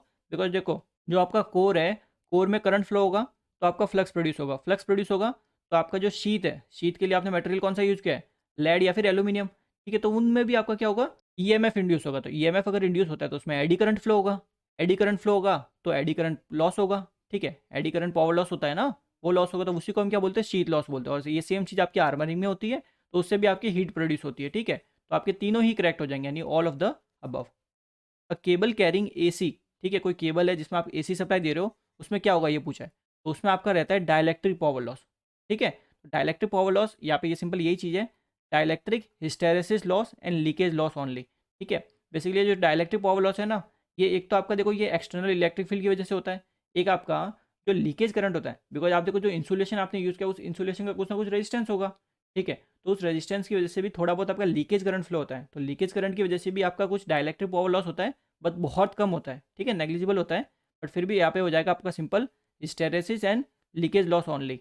आपका सी ऑप्शन यहाँ पे करेक्ट होगा। Dielectric hysteresis loss in a cable varies as, तो देखो जो डाइलेक्ट्रिक लॉस होता है, ठीक है, वो सिंपल देखो उसका पूरा डेराइव करते हैं हम फॉर्मूला। देखो यहाँ पे आपका ये रेजिस्टेंस, यहाँ पे आपका कैपेसिटेंस, एंड इनपुट में हम देंगे फेज वोल्टेज आपका, ठीक है, वी फेज। अब देखो यहाँ पे मान लो आपका टोटल करंट है आई, एंड अब देखो यहाँ पे ये सिंस रेजिस्टेंस है और ये आपका कैपेसिटर है, तो रेजिस्टेंस में जो करंट फ्लो रहा है उसको लिख लेता है आई आर, और जो कैपेसिटर के थ्रू जो करंट फ्लो रहा है उसको लिख लेता है आई सी। यहाँ तक ठीक है आपका। अब देखो अगर इसका मैं फेजर डायग्राम बनाता हूँ, देखो फेजर डायग्राम कैसे बनाएंगे, सिंपल, चलो वी फेज वोल्टेज को हम रेफरेंस मान लेते हैं, तो ये हमारा हो गया वी फेज, ठीक है, रेफरेंस है। अब सिंस देखो जो रजिस्टेंस के थ्रू जो करंट है, ठीक है, रजिस्टेंस में कभी फेज डिफरेंस नहीं होता, तो यानी रजिस्टेंस वाला करंट और आपका जो फेज वोल्टेज है ये दोनों सेम फेज में रहेंगे, यानी ये आपका जो आई आर है वो यहीं पे होगा, ठीक है, इसी के साथ होगा। क्लियर है। और जो आई सी करंट है यानी कैपेसिटर के थ्रू करंट है, ये तो 90 डिग्री लीड करेगा वोल्टेज से, यानी वोल्टेज से 90 डिग्री इसको आप आगे बनाओगे, ये आप देख सकते हो 90 डिग्री आगे बनाए हमने, ठीक है, ये आपका हो गया आई सी। क्लियर है। अब जो रिजल्टेंट करंट है तो देख सकते हो रिजल्टेंट करंट इन दोनों का, ठीक है, आई आर और आई सी, सिंपल फेजर सम होगा, तो ये आपका आ जाएगा रिजल्टेंट करंट आई, ठीक है, इतना ये आ गया आई। अब देखो यहाँ पे जो करंट और वोल्टेज के बीच में जो एंगल होता है वो होता है फाई, ठीक है, और जो आई सी और जो रिजल्टेंट करंट है इसके बीच में जो एंगल होता है उसको बोलते हैं डेल। क्लियर है इतना। तो यहाँ पे देखो जो डेल है ना, डेल को हम बोलते हैं यहाँ पे लॉस एंगल। अब यहाँ पे देखो अगर मैं क्या करता हूँ, ये जो मेरा राइट एंगल ट्राइंगल है, ठीक है, बिकॉज देख सकते हो यहाँ पे ये 90 डिग्री है ना, ये आपका पूरा एक राइट एंगल ट्राइंगल है, तो यहाँ पे देखो अगर मैं ये वाली वैल्यू निकालता हूँ इतनी, ठीक है, ये इतनी जो वैल्यू है ये अगर मैं निकालता हूँ तो देखो कितनी आएगी मेरी, सिंपल, तो यहाँ पे देखो ये कुछ इस टाइप में बना है, ठीक है, अलग से बना देता हूँ ताकि आपको अच्छे से थोड़ा समझ में आए। देखो ये आपका कुछ इस टाइप में आपका ये दे रखा है एंगल, ठीक है, तो यहाँ पे देखो ये आपको डेल दे रखा है ना, ये आपका डेल है, ये आपका करंट आई है, और यहाँ पे ये जो करंट है ये आपका आई सी है। यहाँ तक ठीक है आपका। मैं क्या कर रहा हूँ, ये वाली वैल्यू निकालना चाहता हूँ, ठीक है, और ये वाली वैल्यू ही क्यों मैं निकाल रहा हूँ, तो यहाँ पे देखो नीचे ये आई आर इतना ही तो है, तो सिंपली मैं बोल सकता हूँ कि मैं आई आर की वैल्यू निकालना चाहता हूँ, ठीक है। तो यहाँ से देखो अगर मैं 10 डेल निकालता हूँ, ठीक है, यानी 10 डेल निकालते हो तो देखो कितना आएगा 10 डेल, तो 10 डेल देखो यहाँ से कितना आ जाएगा, सिंपल 10 थीटा है ना, तो 10 थीटा कैसे निकालते हैं आपने याद कर रखे होंगे ना, सिंपल ये आपका क्या होता है, सिंपल परपेंडिकुलर अपॉन बेस। तो यहाँ पे देखो परपेंडिकुलर कितना है, जो आपका सामने है, ठीक है, यानी एंगल के सामने वाला परपेंडिकुलर अपॉन बेस, बेस आपका ये हो जाएगा आपका आई सी, ठीक है। तो यहाँ से हमारे जो आई आर करंट है ये हमें मिल गया, ठीक है, तो आई आर करंट हमारा आ गया आई सी इंटू 10 डेल, ठीक है। तो मैंने ये तो आपको बता दिया कि जो डेल होता है, डेल आपका लॉस एंगल है, और यहाँ पे जो टेन डेल है, टेन डेल जो है ना, ये आपका होता है लॉस टेंजेंट। ठीक है, तो ये भी आपको पूछा जाता है। ठीक है, बेसिकली अगर न्यूमेरिकल पूछेगा तो उसमें ऐसा नहीं बोलेगा कि टेन डेल इतना है, वो यह बोलेगा कि आपका जो लॉस टेंजेंट है वो आपका, ठीक है, ऐसे दे रखा होगा। तो यहाँ पे लिख लेते हैं कि टेन डेल हमारा है लॉस टेंजेंट। अब देखो सिंपल पावर लॉस निकालना है हमें तो, ठीक है, यानी डायलैक्ट्रिक पावर लॉस कितना वही तो निकालना है। तो पावर लॉस क्या हो जाएगा, सिंपल फेज वोल्टेज का स्क्वायर डिवाइडेड बाय जो भी आपका रेजिस्टेंस है, बिकॉज देखो आपके रेजिस्टेंस के अक्रॉस ही पावर लॉस होता है। ठीक है, बिकॉज बाकी आपके कैपेसिटर और जो इंडक्टर जो होते हैं, स्टोरिंग एलिमेंट है, वो आपकी कभी एनर्जी को डेसिपेट नहीं करते। ठीक है, तो यहाँ से अगर मैं सिंपल दूसरा और फॉर्मूला क्या लिख सकता हूँ, V phase into I R. ठीक है, दोनों सेम ही तो चीज़ है, क्लियर है। तो यहाँ पे देखो, अगर मेरा जो आई आर करंट है, इस आई आर करंट की अब यहाँ पे वैल्यू पुट करता हूँ, सिंपल मैंने निकाल दी है। ठीक है, ये मेरे को मिल जाएगी, देखो वी फेज इंटू आपका आई सी इंटू मेरा टेन डेल, टेन डेल। ठीक है, अब यहाँ से अगर मैं चार्जिंग करंट यानी आई सी एक तरह से कैपेसिटर के थ्रू करंट, उसको क्या बोलते हैं, चार्जिंग करंट ही तो बोलते हैं। ये अगर निकालूँ तो कैसे निकलेगा, देखो वोल्टेज कितना है इसके क्रॉस, वी फेज है। ठीक है, अपॉन जो रिएक्टेंस का कितना, सिंपल एक्स सी। ठीक है, इंटू आपका टेन डेल, टेन डेल। ठीक है, तो यहाँ पे देखो कितना आ जाएगा, सिंपल वोल्टेज का स्क्वायर, नहीं वी फेज का तो आपका स्क्वायर आ जाएगा। अब देखो यहाँ पे एक्स सी की वैल्यू लिखूंगा तो क्या आएगी, वन अपॉन ओमेगा सी। ठीक है, तो वो आपका ऊपर शिफ्ट हो जाएगा, तो ये आपका आएगा ओमेगा, और यहाँ पे फेज कैपेसिटेंस होता है। ठीक है, ये आप कन्फ्यूज मत रहना, यहाँ पे फेज कैपेसिटेंस आएगा इंटू आपका टेन डेल। ठीक है, तो हमें जो डायलैक्ट्रिक पावर लॉस होता है पी, ठीक है, ये फॉर्मूला मिल गया इसका, देखो सिंपल ओमेगा, ठीक है, वी पी एच का square into C P H into tan delta. ठीक है, तो ये फॉर्मूला इंपॉर्टेंट है, इसको याद रखिएगा, बिकॉज न्यूमेरिकल्स भी इस पर पूछे जाते हैं। और एक और इंपॉर्टेंट चीज़, ये आपका है ना सिंगल कोर के लिए। ठीक है, अगर क्वेश्चन में अगर न्यूमेरिकल में थ्री कोर पूछा है तो इसको सिंपल थ्री से मल्टीप्लाई कर देना। ठीक है ना, तो आपका देखो इसने बोला था किस पे प्रोपोर्शनल होता है, तो देखो आपका वोल्टेज के प्रोपोर्शनल है ना, वोल्टेज के स्क्वायर के, तो यहाँ पे आपका बी ऑप्शन करेक्ट आंसर होगा। 110 kV सिंगल कोर को axial XLPE insulated power cable delivering power at 50 Hz has a capacitance of 125 nanofarad per kilometer. If the dielectric loss tangent, देखो इसने बोला ना डायलैक्ट्रिक लॉस टेंजेंट यानी 10 del की value दी है, कितनी दी है, देखो 2 इंटू टेन की power -4, then dielectric power loss in this cable in watt per kilometre. ठीक है, वॉट पर किलोमीटर पूछा है, और यहाँ पे देखो कितने कोर है, सिंगल कोर है, तो सिंगल कोर वाला फॉर्मूला यूज करेंगे। ठीक है, हमने क्या पढ़ा फॉर्मूला, देखो simple power loss equals to dielectric power loss equals to omega phase voltage का स्क्वायर, ठीक है, बीपीएच का स्क्वायर इंटू जो भी आपका फेज कैपेसिटेंस है इंटू आपका टेन डेल यानी जो लॉस टेंजेंट होता है, ये फॉर्मूला पढ़ा है हमने। तो यहाँ पे देखो सिंपली सारी वैल्यू मैं पुट करता हूँ। ठीक है, तो power loss equals to 2 pi, frequency कितनी दी है 50 हर्ट्ज। ठीक है, तो 50 इंटू फेज वोल्टेज, देखो लाइन वोल्टेज दे रखा है इसने 110 kV। ठीक है, तो 110 इंटू 10⁻3, फेज में चाहिए तो इसको सिंपल √3। ठीक है, √3, बिकॉज सिंस फेज वोल्टेज चाहिए, इस पूरे का क्या स्क्वायर है। ठीक है ना, यहाँ पे ये स्क्वायर कर देते हैं, मल्टीप्लाई फेज कैपेसिटेंस, तो कैपेसिटेंस देखो कितना दिया है 125 नैनो फेरड, तो 125 इंटू 10⁻⁹ नैनो मतलब 9। ठीक है, फेरड पर किलोमीटर। अब यहाँ पे देखो इसको किलोमीटर में रखेंगे हम, ठीक है ना, पर किलोमीटर में रखेंगे, बिकॉज यहाँ पे एट द एंड देखो क्या पूछा है, पर किलोमीटर पूछा है। ठीक है ना, तो ये आपका हो गया कैपेसिटेंस, इसको हमने पर किलोमीटर में रखा है। ठीक है, देन आपका टेंजेंट, ठीक है, यानी लॉस टेंजेंट कितना दिया, देखो 2 इंटू 10⁻⁻⁷ -4, 2 इंटू 10⁻⁻⁴। क्लियर है, इसको सिंपली सॉल्व कर दो, तो यहाँ से आपको जो लॉस मिलेगा, ठीक है, कैलकुलेटर से इसको सॉल्व करना, ये आपका आएगा 31.7 वॉट। ठीक है, पावर लॉस तो वॉट में आएगा, पर आपका क्या हो जाएगा, सिंपल किलोमीटर, बिकॉज कैपेसिटेंस को हमने किलोमीटर में रखा था। ठीक है, पर किलोमीटर, और आप पे यहाँ पे देख सकते हो 110 kV था, इसको हमने सिंपल वोल्ट में लिया है, इसलिए यहाँ पे ये वॉट में मिला है। ठीक है, तो ये आपका हो जाएगा आंसर। आपको सिंपल ये डायलैक्ट्रिक लॉस वाला फॉर्मूला याद रखना है। ठीक है, तो बी ऑप्शन यहाँ पे करेक्ट आंसर होगा। The current carrying capacity of cable in DC is more than that in AC, it is mainly due to, तो ये आपका क्यों होता है, बिकॉज स्मॉलर हिस्टेरेसिस लॉस, यानी अभी देखो हमने डायलैक्ट्रिक लॉस पढ़ा था ना, क्या रहता है डायलैक्ट्रिक लॉस में, अल्टरनेटिंग इलेक्ट्रिक फील्ड होती है, उस वजह से आपका वो डायलैक्ट्रिक लॉस हो रहा था। ठीक है, इलेक्ट्रिक डायपोल अपनी कंटिन्यूसली पोजीशन चेंज कर देते हैं। ठीक है, डिटेल में आपको समझा चुका ऑलरेडी मैं।